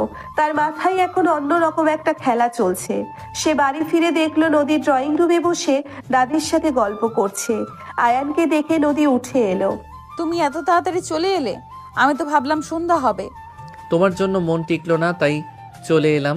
এই নাও তোমার জন্য ফুল। আয়ান গোলাপের তোড়াটা নদীর হাতে দিল। নদীর চোখে মুখে একটা খুশির ঝিলিক দেখা গেল। দাদি হেসে উঠলেন। বাহ, আমার নাতি তো দেখি অনেক রোমান্টিক হয়ে গেছে। যা তোরা নিজেদের ঘরে যা। থ্যাংক ইউ আয়ান, ফুলগুলো খুব সুন্দর। তোমার চেয়ে বেশি সুন্দর না, চলো রুমে যাই। আয়ান নদীর হাত ধরে সিঁড়ি দিয়ে ওপরে উঠতে লাগলো। সারাহ নিজের রুম থেকে বের হয়ে এই দৃশ্য দেখলো। তার চোখে মুখে একটু স্বস্তি দেখা গেল। সে ভাবলো হয়তো আয়ান সব মেনে নিয়েছে। আয়ান আর নদী ঘরে ঢুকলো। নদী ফুলগুলো একটা ফুলদানিতে রাখতে গেল। আয়ান পেছন থেকে গিয়ে নদীর কোমর জড়িয়ে ধরলো। তুমি হঠাৎ এত রোমান্টিক হয়ে গেলে যে? কেন, আমি কি রোমান্টিক হতে পারি না? আমার বউ এত সুন্দর, তাকে দেখে তো রোমান্টিক হওয়াই স্বাভাবিক। তুমি আমাকে সত্যি মেনে নিয়েছো আয়ান? কাল রাতের পর আর কি কিছু বাকি থাকে? তুমি আমার সব কিছু বদলে দিয়েছো নদী। আয়ান নদীর ঘাড়ে মুখ ডুবিয়ে দিল। নদীর শরীরটা একটু কেঁপে উঠল। সে আয়ানের দিকে ঘুরে দাঁড়ালো। আয়ানের চোখে একটা নেশা কাজ করছে, তবে সেটা ভালোবাসার নেশা নাকি প্রতিশোধের সেটা নদী বুঝতে পারল না।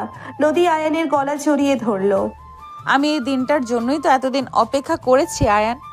আমি তোমাকে কতটা চাই তুমি কল্পনাও করতে পারবে না। আমাকে চাও নাকি আমাকে জেতার জিদ ছিল তোমার? জিত কেন হবে? আমি তোমাকে ভালোবাসি। ভালোবাসা আর জিদের মধ্যে খুব সূক্ষ্ম একটা পার্থক্য আছে নদী। তুমি কি সত্যি আমাকে ভালোবাসো নাকি আমাকে শুধু দখল করতে চাও? তুমি আবার পেঁচিয়ে কথা বলছো। আমি তোমাকে ভালোবাসি, ব্যাস, এটাই সত্যি। আয়ান আর কোনো কথা না বলে নদীর ঠোঁটে নিজের ঠোঁট রাখলো। চুম্বনটা খুব গভীর আর বুনো ছিল। নদী প্রথমে একটু হকচকিয়ে গেলেও পরে সেও সাড়া দিল। আয়ান নদীকে পাঁচাকোলা করে তুলে নিয়ে বিছানায় ফেললো। নদীর পরনে একটা হালকা নীল শাড়ি। আয়ানের হাত নদীর শাড়ির ভাঁজে হারিয়ে যেতে শুরু করলো। ঘরের আলো খুব স্নিগ্ধ। নদীর শ্বাস প্রশ্বাস দ্রুত হয়ে আসছে। তুমি কি আমাকে সব সত্যি কথা বলবে নদী? আমি তোমার কাছে কিছুই লুকাবো না। তুমি যা জানতে চাইবে আমি সব বলবো। রুহির সাথে আমার বিয়েটা ভাঙার পেছনে তোমার কোনো হাত ছিল না তো? আয়ানের এই কথায় নদীর শরীরটা এক মুহূর্তের জন্য জমে গেল, কিন্তু সে খুব দ্রুত নিজেকে সামলে নিল। সে আয়ানের চোখে চোখ রেখে একটু হাসলো। তুমি এখনো ওইসব নিয়ে ভাবছো? আমি কেন ওই বিয়ে ভাঙতে যাব? যা হয়েছে ভাগ্যের জোরে হয়েছে। ভাগ্য নাকি অন্য কিছু? শুধু ভাগ্য আয়ান, তুমি আমাকে বিশ্বাস করো। আয়ান নদীর চোখে একটা নির্লজ্জ মিথ্যা দেখতে পেল। তার বুকের ভেতরটা ঘৃণায় ভরে গেল, কিন্তু সে নিজের অভিনয় চালিয়ে গেল। সে নদীর শাড়ির আঁচলটা সরিয়ে দিল। নদীর উন্মুক্ত পেটে আয়ানের হাতের স্পর্শ লাগতেই নদী চোখ বন্ধ করে ফেলল। আয়ান নদীর শরীরের প্রতিটি বাঁকে নিজের অধিকার ফলাতে শুরু করলো। নদীর মুখ থেকে ছোট ছোট গোঙানির শব্দ বের হচ্ছে। আয়ান জানে এই মুহূর্তে সে নদীকে দুর্বল করে দিচ্ছে। সে নদীর কানের কাছে ফিসফিস করে উঠল। তুমি আমার সাথে খেলছো নদী, আর আমি তোমার সাথে। দেখি এই খেলায় কে জেতে। তুমি কি বলছো? আমি কিচ্ছু বুঝতে পারছি না। বুঝতে হবে না, তুমি শুধু উপভোগ করো। আয়ান নদীর ওপর পুরোপুরি ঝাঁপিয়ে পড়ল। তাদের মধ্যে একটা বনো এবং উত্তাল রোম্যান্স শুরু হলো। নদী আয়ানের ভালোবাসার তীব্রতায় নিজেকে পুরোপুরি সমর্পণ করে দিল। সে ভাবলো সে আয়ানকে পুরোপুরি জয় করে নিয়েছে, কিন্তু সে জানে না আয়ান তাকে ভালোবাসছে না, বরং তাকে একটা ঘোরের মধ্যে ফেলে দিচ্ছে। বেশ কিছুক্ষণ পর তারা দুজন ক্লান্ত হয়ে বিছানায় শুয়ে পড়ল। নদী আয়ানের বুকে মাথা রেখে খুব দ্রুত ঘুমিয়ে পড়ল। আয়ানের চোখে কোনো ঘুম নেই। সে একদৃষ্টিতে ছাদের দিকে তাকিয়ে আছে। রাত তখন প্রায় 12টা। হঠাৎ আয়ানের ফোনটা ভাইব্রেট করে উঠল। শিয়ামের মেসেজ। এত রাতে সিয়াম কেন মেসেজ দিল? আয়ান খুব সাবধানে নদীর মাথাটা নিচের বুক থেকে সরিয়ে বালিশে রাখলো। সে ব্যালকনিতে গিয়ে শিয়ামের মেসেজটা ওপেন করলো। মেসেজটা পড়ে আয়ানের পায়ের তলার মাটি সরে গেল। দোস্ত, তুই ঘুমাচ্ছিস? আমি ওই ল্যাপটপে আরও গভীরভাবে সার্চ করেছিলাম। একটা হিডেন ফোল্ডার পেয়েছি। ফোল্ডারটার নাম প্ল্যান বি। তুই এখনই আমাকে কল কর।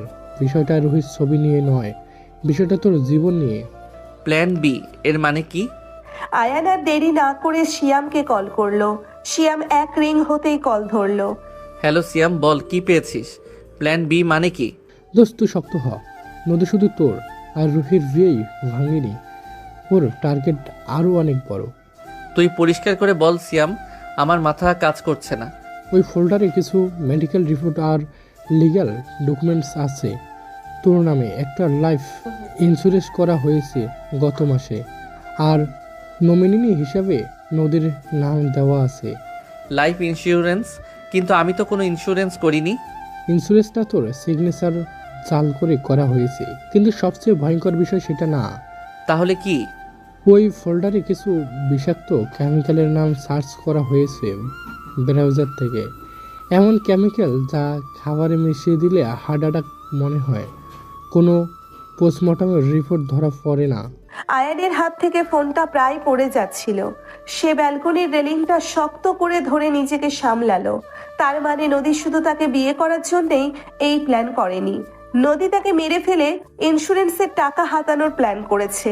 আর সারাহ আপুও কি এই প্ল্যানের অংশ? আয়ান ঘাড় ঘুরিয়ে ঘরের ভেতর তাকালো। বিছানায় নদী খুব শান্তভাবে ঘুমাচ্ছে। তার নিষ্পাপ চেহারার আড়ালে এত বড় একটা খুনি লুকিয়ে আছে, এটা বিশ্বাস করতে আয়ানের কষ্ট হচ্ছে। সিয়াম, তুই ডকুমেন্টসগুলো আমাকে মেইল কর। আমি কাল সকালে তোর সাথে দেখা করছি। তুই আজ রাতেই ওই বাড়ি থেকে বের হয়ে আয় দোস্ত। ওই মেয়ের সাথে এক ঘরে থাকা তোর জন্য নিরাপদ না। ও তোকে যে কোনো সময় মেরে ফেলতে পারে। আমি এখন বের হলে ওরা সন্দেহ করবে, তুই চিন্তা করিস না। আমি আজ রাতটা সামনে নেব, তুই প্রমাণগুলো রেডি রাখ। আয়ান ফোন কেটে দিল। তার পুরো শরীর ঘামে ভিজে গেছে। সে বুঝতে পারছে সে এক ভয়ঙ্কর ফাঁদে পা দিয়েছে। নদী শুধু বড় আপুর বান্ধবী নয়, সে একটা ঠান্ডা মাথার খুনি। আয়ান ধীর পায়ে ঘরের ভেতর এলো। সে নদীর ব্যাগের দিকে তাকালো।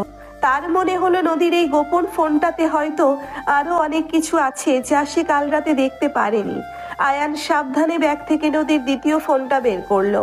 ফোনটা লক করা। আয়ান জানে পাসওয়ার্ড তার জন্ম তারিখ। সে পাসওয়ার্ড দিয়ে ফোনটা আনলক করলো। পাসওয়ার্ডটা আমার জন্ম তারিখ। আয়ান নিজের মনে বিড়বিড় করে ফোনটা আনলক করলো। বুকটা ধরপড় করছে। শিয়ামের পাঠানো কথাগুলো মাথার ভেতর হাতুড়ির মতো বাড়ি দিচ্ছে। লাইফ ইন্স্যুরেন্স আর বিষাক্ত কেমিক্যাল। নদী কি আসলেই তাকে খুন করতে চায়? ফোনটা আনলক হতেই আয়ান মেসেজ অপশনে গেল। মেসেজগুলো সব ডিলিট করা, শুধু একটা ড্রাফট মেসেজ সেভ করা আছে। ড্রাফটে কি লেখা? আয়ান মেসেজটা ওপেন করলো। সেখানে লেখা কাজটা খুব সাবধানে করতে হবে যাতে আয়ান কোনোভাবেই বুঝতে না পারে। মেসেজটা কাকে পাঠানোর জন্য লেখা হয়েছিল সেটা বোঝা যাচ্ছে না। আয়ান দ্রুত ফাইল ম্যানেজারে গেল। সেখানে একটা হিডেন ফোল্ডার পেল। ফোল্ডারটা খুলতেই তার চোখ কপালে উঠল। এটা তো আমার মেডিকেল রিপোর্ট, গত মাসে যে ফুল বডি চেক আপ করিয়েছিলাম। আয়ান বুঝতে পারছে না নদীর কাছে তার মেডিকেল রিপোর্ট কি করছে, আর লাইফ ইন্স্যুরেন্সের পেপারটাই বা কোথায়। আয়ান সবকিছুর ছবি নিজের ফোনে তুলে নিল। সে নদীর ফোনটা ঠিক আগের মতো ব্যাগে রেখে দিল। সে ব্যালকনিতে দাঁড়িয়ে একটা সিগারেট ধরালো। তার মাথার ভেতর সবকিছু কেমন চট পাকিয়ে যাচ্ছে। নদী যদি সত্যিই তাকে খুন করতে চায় তাহলে এত ভালোবাসার নাটক কেন করছে? নাকি এই ভালোবাসাটাও প্ল্যানের অংশ? আমি মরবো না, এত সহজে আমি হার মানবো না। আয়ান সিগারেটটা ফেলে দিয়ে ঘরে এলো। বিছানায় নদী খুব শান্তিতে ঘুমাচ্ছে। নদীর মুখের দিকে তাকালে বোঝার উপায় নেই এই মেয়ের মাথার ভেতর এত ভয়ঙ্কর একটা প্ল্যান চলছে। আয়ান নদীর পাশে গিয়ে শুলো। সে নদীর দিকে পেছন ফিরে শুয়ে চোখ বন্ধ করলো। রাত পেরিয়ে সকাল হলো। আয়ানের চোখে ঘুম ছিল না বললেই চলে। সে সকাল সকাল উঠে বাথরুমে ঢুকে গেল। বাথরুম থেকে বের হতেই দেখলো নদী চায়ের কাপ হাতে দাঁড়িয়ে আছে। Good morning. এত সকালে উঠে পড়লে? ঘুম ভেঙে গেল তাই। আমি তোমার জন্য চা বানিয়ে এনেছি, খেয়ে নাও। আয়ান চায়ের কাপটার দিকে তাকালো। শিয়ামের কথাগুলো মনে পড়ে গেল।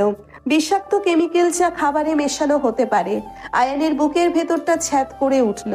সে নদীর চোখের দিকে তাকালো। নদীর চোখে একটা অদ্ভুত মায়া। চা এখন খাবো না, আমার ভালো লাগছে না। কেন ভালো লাগবে না? তুমি তো সকালে উঠে চা খাও। নাও একটু খেয়ে নাও, ফ্রেশ লাগবে। বললাম তো খাবো না, তুমি আমাকে জোর করো না। আমি এত কষ্ট করে বানালাম আর তুমি খাবে না? তুমি কষ্ট করে বানিয়েছো বলে কি আমাকে খেতেই হবে? তুমি নিজেই খেয়ে নাও। আয়ান খুব রুক্ষ গলায় কথাগুলো বলল। নদী একটু অবাক হলো। সে চায়ের কাপটা টেবিলে রেখে আয়ানের কাছে এগিয়ে এলো।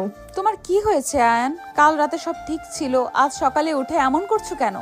আমার কিছুই হয়নি, আমার মেজাজটা একটু খারাপ। তুমি আমাকে একা থাকতে দাও। মেজাজ খারাপ কেন? অফিসের কোনো টেনশন? আমার টেনশন নিয়ে তোমাকে ভাবতে হবে না, তুমি তোমার কাজ করো। আমি তো তোমার স্ত্রী, তোমার টেনশন তো আমারও টেনশন। স্ত্রী? তুমি আসলেই নিজেকে আমার স্ত্রী ভাবো? এটা আবার কেমন কথা? আমি তো তোমার স্ত্রী।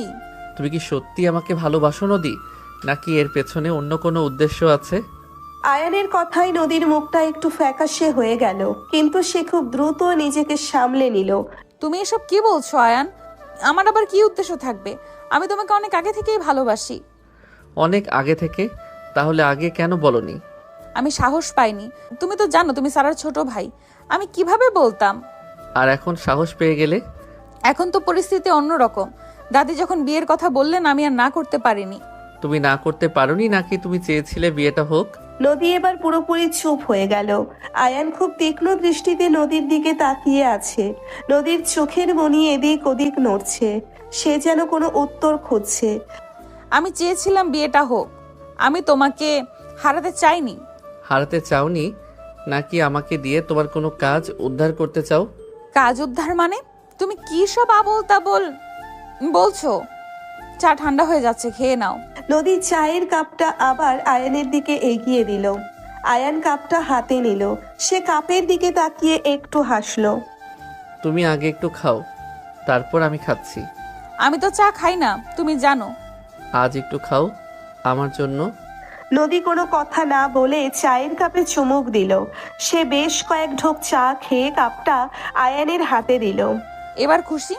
নাও, খেয়ে নাও। আয়ান একটু অবাক হলো। নদী তো চা খেয়ে নিল, তার মানে চায়ে কিছু মেশানো নেই, নাকি কেমিক্যালটা এমন যেটা ধীরে ধীরে কাজ করে। আয়ান কাপটা টেবিলে রেখে দিল। আমার চা খেতে ইচ্ছে করছে না। তুমি রেডি হয়ে নাও, আমরা আজ বাইরে যাব। কোথায় যাব? আমি যেখানে নিয়ে যাব সেখানে। তুমি শাড়ি পরে নিও। আয়ান আর কোনো কথা না বলে নিচে নেমে গেল। ডাইনিং টেবিলে সবাই নাস্তা করছে। দাদি আয়ানকে দেখে হাসি মুখে ডাকলেন, আয়ান এখানে আয় ভাই, আজ রাতে আমাদের বাসায় একটা ছোট অনুষ্ঠান আছে। তোর আর নদীর বিয়ের কোনো অনুষ্ঠান তো হয়নি, তাই শুধু পরিবারের সবাইকে নিয়ে একটা ডিনারের আয়োজন করেছি। এসবের কি দরকার ছিল দাদি? দরকার আছে রে বাবা, নতুন বউ ঘরে এসেছে, একটা ছোট অনুষ্ঠান তো করতেই হয়। আমি সব আয়োজন করে ফেলছি, তুই আজ তাড়াতাড়ি বাসায় ফিরবি। আমি আজ অফিসে যাচ্ছি না, নদীর সাথে একটু বাইরে বের হব। হ্যাঁ যা ঘুরে আয়, কিন্তু সন্ধ্যার আগে ফিরে আসিস, মেহমানরা আসতে শুরু করবে। নদী কোথায়? ও কি এখনো ঘুমাচ্ছে? না, ও রেডি হচ্ছে, আমরা বের হব। তোরা কোথায় যাচ্ছিস আয়ান? কেন আপু, তোমার কি আমাদের সাথে যাওয়ার ইচ্ছে আছে নাকি? না, আমি যাব কেন? আমি তো এমনি জিজ্ঞেস করলাম। তোমার মুখটা আজ অনেক শুকনো লাগছে আপু, রাতে ঠিক মতো ঘুমাওনি। আমি তো কাল থেকেই বলছি ওকে ডাক্তার দেখাতে, ও তো কথাই শুনে না। আমার কিছু হয়নি, তোমরা শুধু শুধু চিন্তা করছো। আয়ান সারাহর চোখের দিকে তাকিয়ে একটু বাঁকা হাসলো। সারাহ চোখ নামিয়ে নিল। আয়ান নাস্তা শেষ করে উপরে উঠে গেল। নদী একটা লাল রঙের শাড়ি পরেছে, তাকে অসম্ভব সুন্দর লাগছে। আয়ান মুহূর্তের জন্য সবকিছু ভুলে গেল। নদীর এই রূপ তাকে পাগল করে দেয়, কিন্তু পরক্ষণেই শিয়ামের কথাগুলো মনে পড়ে গেল। তুমি রেডি? হ্যাঁ আমি রেডি। আমরা কোথায় যাচ্ছি? একটু সিয়ামের বাসায় যাব, ওর সাথে কিছু জরুরি কথা আছে। সিয়ামের বাসায়? আমাকে নিয়ে যাবে কেন? তোমরা বন্ধুরা কথা বলবে, আমি কি করব? তুমিও শুনবে, তোমার শোনাটা খুব জরুরি। নদী একটু থমকে গেল। আয়ানের গলার শটটা কেমন যেন অন্য রকম লাগছে। তারা দুজন গাড়ি নিয়ে বেরিয়ে পড়ল। শিয়ামের ফ্ল্যাটে পৌঁছতে আধা ঘন্টা লাগলো। শিয়াম দরজা খুলে তাদের দেখে একটু অবাক হলো। সে ভাবেনি আয়ান নদীকে সাথে নিয়ে আসবে। আরে আয়ান ভাবি, ভেতরে এসো। সিয়াম, সব রেডি করে রেখেছিস? হ্যাঁ, সব রেডি, তুই বস, আমি ল্যাপটপ নিয়ে আসছি। কিসের ল্যাপটপ? তোমরা কি নিয়ে বলছো? তুমি একটু পরে সব বুঝতে পারবে নদী, তুমি একটু বসো। শিয়াম ল্যাপটপ নিয়ে এলো। সে ল্যাপটপটা অন করে একটা ফোল্ডার খুললো। আয়ান নদীর দিকে তাকালো। নদীর চোখে মুখে একটা অদ্ভুত অস্থিরতা কাজ করছে। সিয়াম, ওই ইন্স্যুরেন্সের পেপারগুলো বের কর। ওই যে দোস্ত দেখ। আয়ান ল্যাপটপের স্ক্রিনটা নদীর দিকে ঘুরিয়ে দিল। স্ক্রিনে একটা লাইফ ইন্স্যুরেন্সের পলিসি ডকুমেন্ট। সেখানে আয়ানের নাম আর নমিনি হিসেবে নদীর নাম জলজল করছে। নদীর চোখ দুটো বড় বড় হয়ে গেল। এটা কি নদী? আমি কিভাবে জানবো এটা কি? আমি তো এসবের কিছুই জানি না। মিথ্যে বলো না নদী, এই পলিসিটা গত মাসে করা হয়েছে। তখন তো আমাদের বিয়ে হয়নি, তাহলে তুমি আমার নমিনি হলে কিভাবে? আমি সত্যি বলছি আয়ান, এসবের কিছুই আমি জানি না। কেউ হয়তো আমাকে ফাঁসানোর জন্য এসব করছে। ফাঁসানোর জন্য? কে ফাঁসাবে তোমাকে? আর আমার সিগনেচারই বা জাল করলো কে? দোস্ত, এখানে শুধু ইন্স্যুরেন্স না, আরও কিছু আছে। এই দেখ। শিয়াম আরো কিছু ডকুমেন্ট ওপেন করলো। সেখানে বিভিন্ন বিষাক্ত কেমিক্যালের নাম লেখা। নদী এগুলো দেখে রীতিমতো কাঁপতে শুরু করলো। বিশ্বাস করো আয়ান, আমি এসবের কিছুই জানি না। আমি কখনো তোমাদের মারার কথা ভাবতেও পারি না। তাহলে এসব কি নদী? তুমি কি আমাকে বলবে যে এসব রুহির পরিবারের কাজ? আমি জানি না কে করেছে, কিন্তু আমি করিনি। তুমি বিশ্বাস করো। আমি তোমাকে কিভাবে বিশ্বাস করব নদী? কাল রাতে তুমি আমার ফোন চেক করছিলে, তুমি আমাকে লুকিয়ে মেসেজ করছিলে, তুমি সারা আপুর সাথে মিলে কিছু একটা প্ল্যান করেছো। নদী হঠাৎ করে কাঁদতে শুরু করলো। সে আয়ানের হাত চেপে ধরলো। আমি সত্যি বলছি আয়ান, আমি তোমাকে মারার কোনো প্ল্যান করিনি। আমি তোমাকে অনেক ভালোবাসি, তুমি আমাকে ভুল বুঝো না। তুমি আমাকে ভালোবেসে আমাকে মারার প্ল্যান করেছো, তাই না? ইন্স্যুরেন্সের টাকাগুলো পেলে তোমার আর কোনো সমস্যা থাকবে না। আমি টাকা চাই না আয়ান, আমি শুধু তোমাকে চাই। তুমি এই পেপারগুলো ছিঁড়ে ফেলো, আমার কোনো ইন্স্যুরেন্স লাগবে না। নদীর কান্না দেখে আয়ানের বুকের ভেতরটা একটু মোচড় দিয়ে উঠল। মেয়েটা কি সত্যি বলছে নাকি এটা ওর নতুন কোনো নাটক? আয়ান নিজের হাতটা ছাড়িয়ে নিল। আমি সব প্রমাণ জোগাড় করেছি নদী। তুমি আর সারা আপু মিলে আমার বিয়ে ভেঙেছো, আমাকে বাধ্য করেছো তোমাকে বিয়ে করতে, এবার আমাকে মারার প্ল্যান করেছো। আমি সব জানি। তুমি সব জানো না আয়ান, তুমি যা দেখছো সব সত্যি না। আমাকে একটু সময় দাও, আমি সব বুঝিয়ে বলবো। আমার আর কোনো কথা শোনার ইচ্ছে নেই। আমি আজই দাদিকে সব বলে দেব। আমি এই বিয়ে মানি না। আয়ান ল্যাপটপটা বন্ধ করে দিল। সে উঠে দাঁড়ালো। নদী তার পা জড়িয়ে ধরলো। প্লিজ আয়ান, এমন করো না, আমাকে ছেড়ে যেও না। আমি তোমাকে ছাড়া মরে যাব। তুমি আমাকে মারার আগে আমি নিজেই চলে যাব নদী। আয়ান হন হন করে শিয়ামের ফ্ল্যাট থেকে বেরিয়ে গেল। নদী মাটিতে বসে অঝরে কাঁদতে লাগলো। শিয়াম নদীর দিকে একটা দীর্ঘশ্বাস ফেলে তাকালো। ভাবি, আপনি এত বড় রিস্ক কেন নিলেন? আমি কোনো রিস্ক নেইনি ভাইয়া, আমি সত্যি কিছু জানি না। আমাকে কেউ ফাঁসাচ্ছে। ফাঁসাচ্ছে?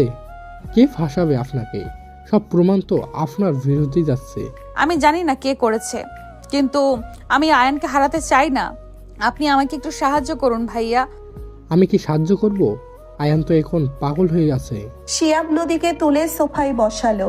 সে নদীকে এক গ্লাস জল দিল। নদী জল খেয়ে একটু শান্ত হলো, কিন্তু তার চোখ থেকে জল পড়া বন্ধ হচ্ছে না। আমাকে বাসায় নিয়ে চলুন ভাইয়া, আমাকে আয়ানের সাথে কথা বলতে হবে। আচ্ছা চলেন, আমি নামিয়ে দিচ্ছি। শিয়াম নদীকে নিয়ে বাসার দিকে রওনা দিল। আয়ান তখন বাসায় পৌঁছে গেছে। তার মেজাজ চরম খারাপ। সে সোজা নিজের ঘরে গিয়ে দরজা আটকে দিল। সে বুঝতে পারছে না সে কি করবে। নদীর কান্নাগুলো তার চোখের সামনে ভাসছে। মেয়েটার কান্না কি সত্যি ছিল? আয়ানের মন বলছে নদী তাকে ধোঁকা দিচ্ছে না, কিন্তু প্রমাণগুলো তো অন্য কথা বলছে। কে হতে পারে যে আমার সিগনেচার জাল করবে? আয়ান নিজের মনে ভাবতে শুরু করলো। তার পরিবারের কেউ কি এসবের সাথে জড়িত? রাশেদ চাচা, ওনার তো ব্যবসার অবস্থা ভালো না। উনি কি ইন্স্যুরেন্সের টাকার জন্য এসব করছেন? নাকি সারাহু আপুকে নদীর সাথে মিলে তাকে ফাঁসানোর চেষ্টা করছে? ঠিক তখন দরজায় ধাক্কা পড়লো। আয়ান, দরজা খোল ভাই। আসছি দাদি। আয়ান দরজা খুলল। দাদি হাসি মুখে দাঁড়িয়ে আছেন। তার পিছনে সারাহু আর নীলা ভাবিও আছে। নদী, কোথায় রে তোরা? তো একসাথে বের হয়েছিলি। ও একটু পরে আসবে দাদি, সিয়ামের সাথে আসছে। আচ্ছা, তুই রেডি হয়ে নে, মেহমানরা তো এসে পড়বে। তুই পাঞ্জাবি পরবি।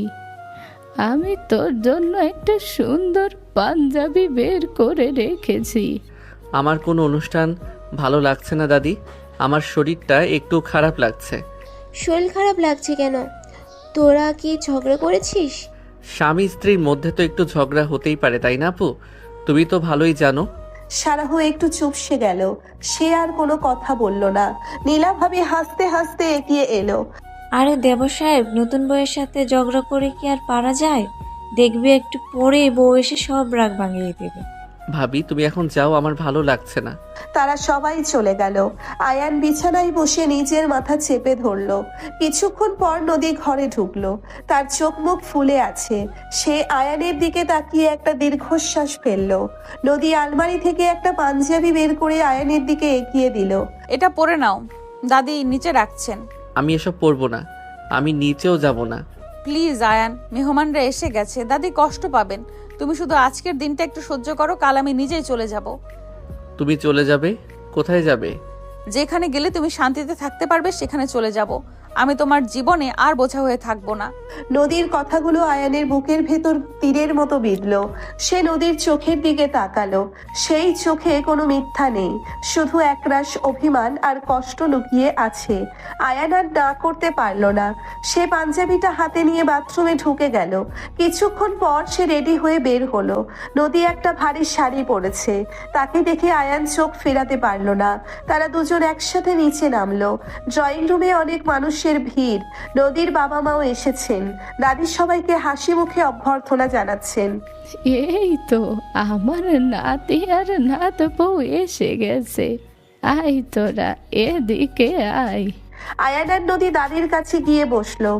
সবাই তাদের দিকে তাকিয়ে হাসছে, কিন্তু আয়ান আর নদীর মনের ভেতর একটা বিশাল ঝড় বয়ে যাচ্ছে। ডিনারের আয়োজন খুব গ্র্যান্ড হয়েছে। সবাই খেতে বসলো। আয়ানের ঠিক পাশেই নদী বসেছে। নদীর হাতটা খুব ঠান্ডা। আয়ান আর চোখে নদীর দিকে তাকালো। সে খুব সামান্য খাচ্ছে। বাবা আয়ান, নদীকে একটু সময় দিও। মেয়েটা খুব অভিমানী, ওকে একটু বুঝতে চেষ্টা করো। আমি বুঝতে চেষ্টা করছি আঙ্কেল, কিন্তু ও কি আমাকে বুঝতে দিচ্ছে? ও ছোটবেলা থেকেই একটু চাপা স্বভাবের, নিজের মনের কথা কাউকে বলতে চায় না। তুমি একটু ধৈর্য ধরো বাবা। আয়ান মাথা নাড়লো। খাওয়া শেষে সবাই ড্রয়িং রুমে এসে বসলো। আড্ডা আর হাসি ঠাট্টা চলতে লাগলো। আয়ানের এসব একদম ভালো লাগছে না। সে ব্যালকনিতে গিয়ে একা দাঁড়ালো। রাতের বাতাসটা বেশ ঠান্ডা। হঠাৎ সে একটা গলার আওয়াজ পেল। কেউ একজন খুব নিচু স্বরে ফোনে কথা বলছে। আওয়াজটা রাশেদ চাচার। সবকিছু ঠিক মতো হয়েছে তো? আয়ান যেন কোনোভাবেই জানতে না পারে, নদীর ঘাড়ে সব দোষ চাপিয়ে দিতে হবে। আয়ানের বুকের রক্ত হিম হয়ে গেল। তার মানে রাশেদ চাচা এই সবকিছুর পেছনে। উনি ইন্স্যুরেন্সের পেপারগুলো তৈরি করেছেন আর নদীকে ফাঁসানোর চেষ্টা করছেন। আয়ান খুব সন্তর্পণে রাশেদ চাচার কথার রেকর্ড অন করলো। ইন্স্যুরেন্সের টাকাটা পেলেই আমার ব্যবসায় সব দেনা শোধ হয়ে যাবে, আর ওই মেয়েটা জেলে পচবে, কেউ সন্দেহ করবে না। আয়ান আর সহ্য করতে পারলো না। সে রাশেদ চাচার সামনে গিয়ে দাঁড়ালো। রাশেদ চাচা আয়ানকে দেখে ভূত দেখার মতো চমকে উঠলেন। তার হাত থেকে ফোনটা পড়ে গেল। আপনি এত নিচে নামতে পারলেন চাচা? টাকার জন্য নিজের ভাইপোকে মারার প্ল্যান করলেন, আর একটা নির্দোষ মেয়েকে ফাঁসাতে চাইলেন। আয়ান, তুই কি সব বলছিস? আমি তো কোনো প্ল্যান করিনি। মিথ্যে বলবেন না চাচা, আমি সব শুনেছি। আমার কাছে আপনার সব কথার রেকর্ড আছে। আয়ানের গলার আওয়াজ শুনে ড্রয়িং রুম থেকে সবাই ছুটে এলো। রফিক আহমেদ এগিয়ে এসে রাশেদ চাচার কলার ধরলেন। তুই আমার ছেলেকে মারার প্ল্যান করেছিস? তোর এত বড় সাহস? রাশেদ, তুই এই কাজ করতে পারলি? আমি তোকে পেটে ধরেছি, আর তুই টাকার জন্য এত বড় পাপ করতে গেলি? রাশেদ চাচা সবার পায়ে ধরে কাঁদতে শুরু করলেন। তিনি সব দোষ স্বীকার করলেন। তিনি ব্যবসার দেনা মেটাতে আয়ানের নামে ভুয়া লাইফ ইন্স্যুরেন্স করেছিলেন, আর নদীর নামে একটা ফোল্ডার তৈরি করে সব দোষ নদীর ঘাড়ে চাপানোর চেষ্টা করেছিলেন, যাতে কেউ তাকে সন্দেহ না করে। আর রুহির বিয়েটা কে ভেঙেছে, সেটাও কি আপনি করেছেন? না বাবা, আমি রুহির বিয়ে ভাঙিনি। আমি শুধু সুযোগ বুঝে ইন্স্যুরেন্সের প্ল্যানটা করেছি। বিয়ের ব্যাপারটা আমি কিছু জানি না। আয়ান অবাক হয়ে গেল। তার মানে রুহির বিয়ে ভাঙার পেছনে অন্য কেউ আছে। সে নদীর দিকে তাকালো। নদী মুখ নিচু করে দাঁড়িয়ে আছে, তার চোখে জল। সারাহ খুব ভয়ে ভয়ে নদীর পাশে দাঁড়িয়ে আছে। আপু, তুমি কি কিছু বলবে? আমি কিছু জানি না আয়ান। তুমি কিছু জানো না? তাহলে কাল রাতে নদীর ফোনে ওই মেসেজটা কে পাঠিয়েছে? আর ওই ল্যাপটপটা তোমার ঘরে কি করছিল? আয়ানের কথায় সবাই চমকে উঠল। দাদি সারাহর দিকে তীক্ষ্ণ দৃষ্টিতে তাকালেন। সারা, আয়ান কি বলছে সব? তুই কি কিছু জানিস? দাদি, আমি সত্যি কিছু জানি না। আমাকে নদী যা করতে বলেছে আমি তাই করেছি। আপু তুই চুপ কর, তোকে কিচ্ছু বলতে হবে না। না, ওকে বলতে দাও, আমি সব সত্যি জানতে চাই। আজ সব কিছুর ফয়সালা হবে। আয়ান নদীর হাতটা শক্ত করে চেপে ধরল। নদীর চোখ দিয়ে অঝরে জল পড়ছে। সে আয়ানের চোখের দিকে তাকাতে পারছে না। সবাই নদীর দিকে তাকিয়ে আছে। একটা পিনপতন নীরবতা পুরো ঘর জুড়ে। কেউ কোনো কথা বলছে না। আয়ানের বুকের ভেতরটা আবার ধকধক করতে শুরু করলো। সে বুঝতে পারছে এবার আসল সত্যিটা সামনে আসতে যাচ্ছে। সে সত্যিটা তার পুরো পৃথিবীটা উলটপালট করে দিবে। আমি আর পারছি না নদী, আমার খুব কষ্ট হচ্ছে। আমি আর মিথ্যে বলতে পারছি না আয়ানকে। তুই চুপ কর আপু, তুই কিচ্ছু বলবি না। যা বলার আমি বলবো। তুমি কি বলবে নদী? আর কত মিথ্যে বলবে তুমি? তুমি আমার বোনকে ব্যবহার করেছো, আমার পুরো পরিবারকে ধোঁকা দিয়েছো। আমি ধোকা দেইনি আয়ান, আমি শুধু তোমাকে চেয়েছিলাম। আয়ান আমাকে ক্ষমা করে দে ভাই। আমি আসলে নদীর কষ্টটা সহ্য করতে পারছিলাম না। ও তোকে পাগলের মতো ভালোবাসে। রুহির ওই ছবিগুলো নদী জোগাড় করেছিল আর আমাকে বলেছিল ওই ফেক ইমেল আইডি খুলে রুহির পরিবারকে পাঠাতে। আপু তুমি এই কাজটা করতে পারলে? তুমি জানো না এর ফল কি হতে পারতো? আমি জানি আমি ভুল করেছি, কিন্তু রুহিও তো ভালো মেয়ে ছিল না আয়ান। ওর আগে থেকেই একটা ছেলের সাথে সম্পর্ক ছিল। ওর পরিবার ওকে জোর করে তোর সাথে বিয়ে দিচ্ছিল। নদী যখন আমাকে রুহির ওই সম্পর্কের সব প্রমাণ দেখালো তখন আমি আর চুপ থাকতে পারিনি। তাই বলে তোমরা এইভাবে ব্ল্যাকমেইল করবে? আর দাদিকে কে রাজি করালো? দাদিকে কেউ রাজি করায়নি। আমি সুযোগের অপেক্ষা করছিলাম। দাদি যখন দেখলেন দুই পরিবারের সম্মান নষ্ট হতে বসেছে তখন আমি দাদির পায়ে পড়ে গিয়েছিলাম। আমি বলেছিলাম আমি তোমাকে বিয়ে করে সব সম্মান বাঁচাবো। দাদি আমার কান্না দেখে রাজি হয়ে গিয়েছিলেন। তুমি এত বড় একটা মাস্টার প্ল্যান করলে মা, আর আমরা কেউ বুঝতে পারলাম না। তুই এই কাজটা কেন করতে গেলি নদী? তুই তো আমাকে বলতে পারতি, আমরা তো তোকে এমনিতেই বউ করে আনতাম। আপনারা আনতেন না আম্মু। আমি আয়নের থেকে 2 বছরের বড়। দাদি এটা কোনোদিন মেনে নিতেন না। আর আয়ন তো আমাকে শুধু বড় আপুর বান্ধবী হিসেবেই দেখতো।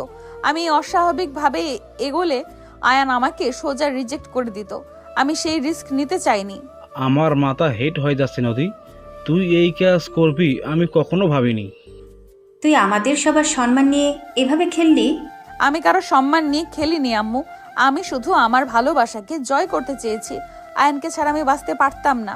আপনারা আমাকে যা খুশি শাস্তি দিন, আমি মাথা পেতে নিব, কিন্তু আমি আয়নকে ছাড়া বাঁচতে পারবো না। নদীর কথাগুলো শুনে পুরো ড্রয়িং রুম শান্ত হয়ে গেল। কারো মুখে কোনো কথা নেই। দাদি একটা দীর্ঘশ্বাস ফেলে সোফা থেকে উঠে দাঁড়ালেন। তিনি নদীর কাছে গিয়ে নদীর মাথায় হাত রাখলেন। ভালোবাসায় মানুষ অনেক কিছুই করে মা। তুই যা করেছিস সেটা ভুল পদ্ধতি ছিল, কিন্তু তোর ভালোবাসায় কোনো খাদ নেই, সেটা আমি বুঝতে পারছি। আয়ান, তুই তোর বউকে নিয়ে ঘরে যা। যা কথা বলার তোরা নিজেদের মধ্যেই বল। আমরা কেউ আর এসব নিয়ে মাথা ঘামাবো না। দাদি আপনি ওকে এত সহজে ক্ষমা করে দিলেন? আমি ক্ষমা করার কে ভাই? ও তো তোর বউ। তুই নিজে সিদ্ধান্ত নে তুই কি করবি। তবে একটা কথা মনে রাখিস, এমন পাগলের মতো তোকে আর কেউ কোনোদিন ভালোবাসতে পারবে না। দাদি নিজের ঘরে চলে গেলেন। কামাল হোসেন আর ফরিদা বেগমও মাথা নিচু করে বসে রইলেন। আয়ান আর কারো দিকে না তাকিয়ে নদীর হাতটা শক্ত করে চেপে ধরল। সে নদীকে এক প্রকার টেনে সিঁড়ি দিয়ে দোতলায় নিয়ে গেল। নদীর হাতে খুব ব্যথা লাগছে, কিন্তু সে টু শব্দটাও করলো না। আয়ান নদীকে ঘরে ঢুকিয়ে ধরাম করে দরজাটা বন্ধ করে দিল। তুমি নিজেকে কি ভাবো নদী? তুমি যা চাইবে তাই হবে? আমি শুধু তোমাকেই চেয়েছি আয়ান, আর কিছুই তো চাইনি জীবনে। তুমি আমার জীবনটা নিয়ে একটা গেম খেলেছো, আমাকে পুতুলের মতো নাচিয়েছো, আর বলছো তুমি শুধু আমাকে চেয়েছো। হ্যাঁ, আমি গেম খেলেছি, আমি স্বার্থপরের মতো কাজ করেছি, কিন্তু তুমি তো জানতে না আমি কত রাত তোমার কথা ভেবে কেঁদেছি। তুমি যখন সারার সাথে হাসতে হাসতে কথা বলতে, আমি আড়াল থেকে তোমাকে দেখতাম। তুমি যখন আমাকে শুধু আপু বলে ডাকতে, আমার বুকের ভেতরটা ছিঁড়ে যেত। তাই বলে তুমি এত বড় একটা ষড়যন্ত্র করবে? আমি ষড়যন্ত্র না করলে আজ তুমি অন্য কারোর হয়ে যেতে। আমি সেটা বেঁচে থেকে কিছুতেই দেখতে পারতাম না। তুমি আমাকে ঘৃণা করো, আমাকে মারো, কিন্তু আমাকে ছেড়ে যাওয়ার কথা বলো না। নদী মেঝের ওপর হাঁটু গেড়ে বসে পড়ল। সে দুহাতে মুখ ঢেকে হু হু করে কাঁদতে লাগলো। আয়ান স্তব্ধ হয়ে দাঁড়িয়ে রইল। নদীর এই কান্না কোনো অভিনয় নয়, এটা একটা মেয়ের চরম অসহায়ত্ব আর তীব্র ভালোবাসার প্রকাশ। আয়ানের চোখের সামনে ভেসে উঠল গত কয়েকদিনের নদীর সব ছোট ছোট যত্ন, নদীর স্পর্শ, নদীর সেই নেশা ধরানো চাহনি, আর তাকে নিজের করে নেওয়ার আপ্রাণ চেষ্টা। আয়ানের ভেতরের সব রাগ, সব অভিমান যেন নদীর চোখের জলে ধুয়ে যেতে লাগলো। তুমি এত পাগল কেন নদী? আমি তোমার জন্য পাগল আয়ান। তুমি আমাকে শাস্তি দাও, তুমি যা বলবে আমি তাই করব। আমি যদি বলি কাল সকালে তুমি এই বাড়ি থেকে চলে যাবে? আমি চলে যাব, কিন্তু আমি তোমাকে ছাড়া বাঁচবো না। আমি সত্যিই মরে যাব। নদীর গলা বুঝে আসছে। সে ফ্লোরে মাথা ঠেকিয়ে ফুপিয়ে ফুপিয়ে কাঁদছে। আয়ন আর নিজেকে ধরে রাখতে পারল না। সে হাঁটু গেড়ে নদীর সামনে বসলো। সে নদীর মুখটা নিজের দুহাতে তুলে ধরলো। নদীর চোখ মুখ কান্নায় লাল হয়ে গেছে, কাজল লেপটে পুরো গাল কালো হয়ে গেছে। আয়ান নিজের বুড়ো আঙ্গুল দিয়ে নদীর চোখের জল মুছে দিল। তুমি এত বড় একটা মাস্টার মাইন্ড, তুমি সবাইকে বোকা বানিয়েছো, আর এখন বাচ্চাদের মতো কাঁদছো। আমি মাস্টার মাইন্ড না, আমি শুধু একটা সাধারণ মেয়ে যে তার ভালোবাসার মানুষকে পাওয়ার জন্য সবকিছু করতে পারে। তুমি খুব ভয়ঙ্কর নদী, কিন্তু তোমার এই ভয়ঙ্কর রূপটার প্রেমে আমি পড়ে গেছি। তুমি তুমি কি বললে আয়ান? আমি ঠিকই বলেছি, আমি তোমার এই পাগল করা ভালোবাসার কাছে হেরে গেছি নদী। আমি চাইলেও আর তোমাকে ছেড়ে থাকতে পারবো না। নদীর কান্নার শব্দটা হঠাৎ থেমে গেল। সে অবাক দৃষ্টিতে আয়ানের চোখের দিকে তাকিয়ে রইল। আয়ানের চোখে কোনো রাগ নেই, সেখানে শুধু এক গভীর আর তীব্র অধিকার বোধ দেখতে পাচ্ছে নদী। আয়ান নদীকে মেঝে থেকে টেনে তুলে নিজের বুকের সাথে শক্ত করে জড়িয়ে ধরল। নদীর মনে হলো সে যেন স্বর্গে পৌঁছে গেছে। সে আয়ানের শার্ট খামচে ধরে আবার কাঁদতে শুরু করলো, তবে এবার সেটা আনন্দের কান্না। তুমি সত্যিই আমাকে মেনে নিলে আয়ান? তুমি আমাকে কোনো রাস্তা খোলা রেখেছো নাকি? তুমি তো চারদিক থেকে আমাকে এমনভাবে আটকিয়েছো যে আমার আর পালানোর কোনো জায়গা নেই। আমি তোমাকে কোনোদিনও পালাতে দেব না, তুমি শুধু আমার। হ্যাঁ, আমি শুধু তোমার, কিন্তু এরপর থেকে তুমি আর কোনো লুকোচুরি খেলবে না, সব কথা আমাকে সরাসরি বলবে। আমি কথা দিচ্ছি আর কোনোদিন তোমার কাছে কিছু লুকাবো না। আয়ান নদীর কপালে একটা দীর্ঘ চুমু খেলো। তারপর সে নদীর চোখের পাতা, গাল আর ঠোঁটে নিজের ঠোঁট ছুঁয়ে দিল। নদীর শরীরটা একটা সুখের শিহরণে কেঁপে উঠল। আয়ান নদীকে কোলে তুলে নিয়ে বিছানায় শুইয়ে দিল। ঘরের মৃদু আলোতে নদীকে অসম্ভব মোহনীয় আর আবেদনময়ী লাগছে। নদী লাল শাড়ির আঁচলটা খসে পড়েছে। আয়ান ধীর পায়ে দরজার ছিটকিনিটা ভালো করে আটকে দিল।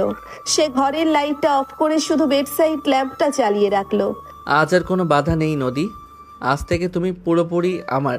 আমি তো সেই কবে থেকেই তোমার হয়ে আছি, তুমি তো এত দেরি করলে। দেরি করেছি বলেই তো আজকে রাতটা এত সুন্দর লাগছে। আয়ান নদীর পাশে এসে শুলো। সে নিজের আঙ্গুলগুলো নদীর চুলের ভেতর ঢুকিয়ে দিল। নদীর ঘাড়ের কাছে মুখ নিয়ে সে একটা গভীর শ্বাস নিল। নদীর শরীরে সেই চেনা মিষ্টি সুবাস আয়নকে মাতাল করে দিচ্ছে। নদীর চোখ দুটো লজ্জায় বন্ধ হয়ে আসছে। আয়নের হাত ধীরে ধীরে নদীর শাড়ির ভাঁজে হারিয়ে গেল। নদীর নিঃশ্বাস ভারী হয়ে আসছে। সে আয়নের পিঠ শক্ত করে খামচে ধরল। আয়ান, আমার খুব লজ্জা করছে। আজ কোনো লজ্জা নেই, আজ শুধু তুমি আর আমি। আয়ানের ঠোঁট নদীর ঠোঁটকে খুব বুনোভাবে দখল করে নিল। নদীর সব প্রতিরোধ, সব অভিমান এই একটা চুম্বনে গলে জল হয়ে গেল। সে আয়ানের বুকে নিজের সবটুকু সত্তা সঁপে দিল। আয়ান নদীর শাড়িটা খুব সাবধানে খুলে ফেললো। নদীর মসৃণ আর উন্মুক্ত শরীরটা ল্যাম্পের আলোয় চিকচিক করছে। আয়ান মুগ্ধ দৃষ্টিতে নিজের স্ত্রীর দিকে তাকিয়ে রইল। নদী দুই হাত দিয়ে নিজের মুখ ঢেকে ফেলেছে। আয়ান নদীর হাত দুটো সরিয়ে দিল।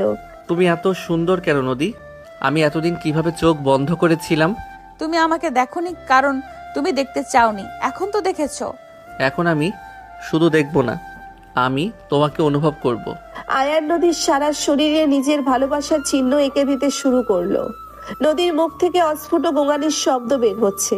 তাদের এই মিলনটা কোনো জোর জবরদস্তির নয়, এটা ছিল দুই আত্মার এক গভীর আর তীব্র আকাঙ্ক্ষার পূর্ণতা।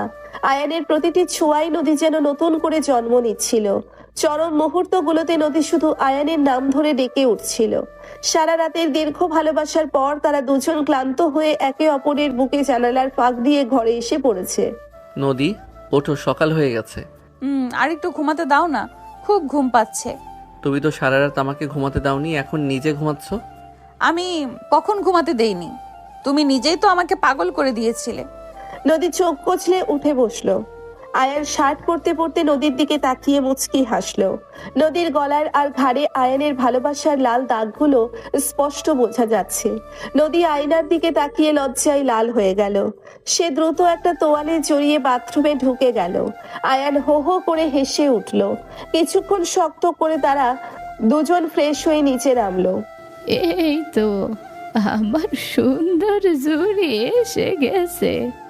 তোদের মুখ দেখে বোঝা যাচ্ছে সব মানবিমান শেষ। নদী, তুই ঠিক আছিস তো? আয়ান তোকে বকেনি তো? আমি ওকে বকবো কেন আপু? ও তো আমার জানের টুকরা বউ, তাই না নদী? তুমি সবার সামনে এসব কি বলছো আয়ান?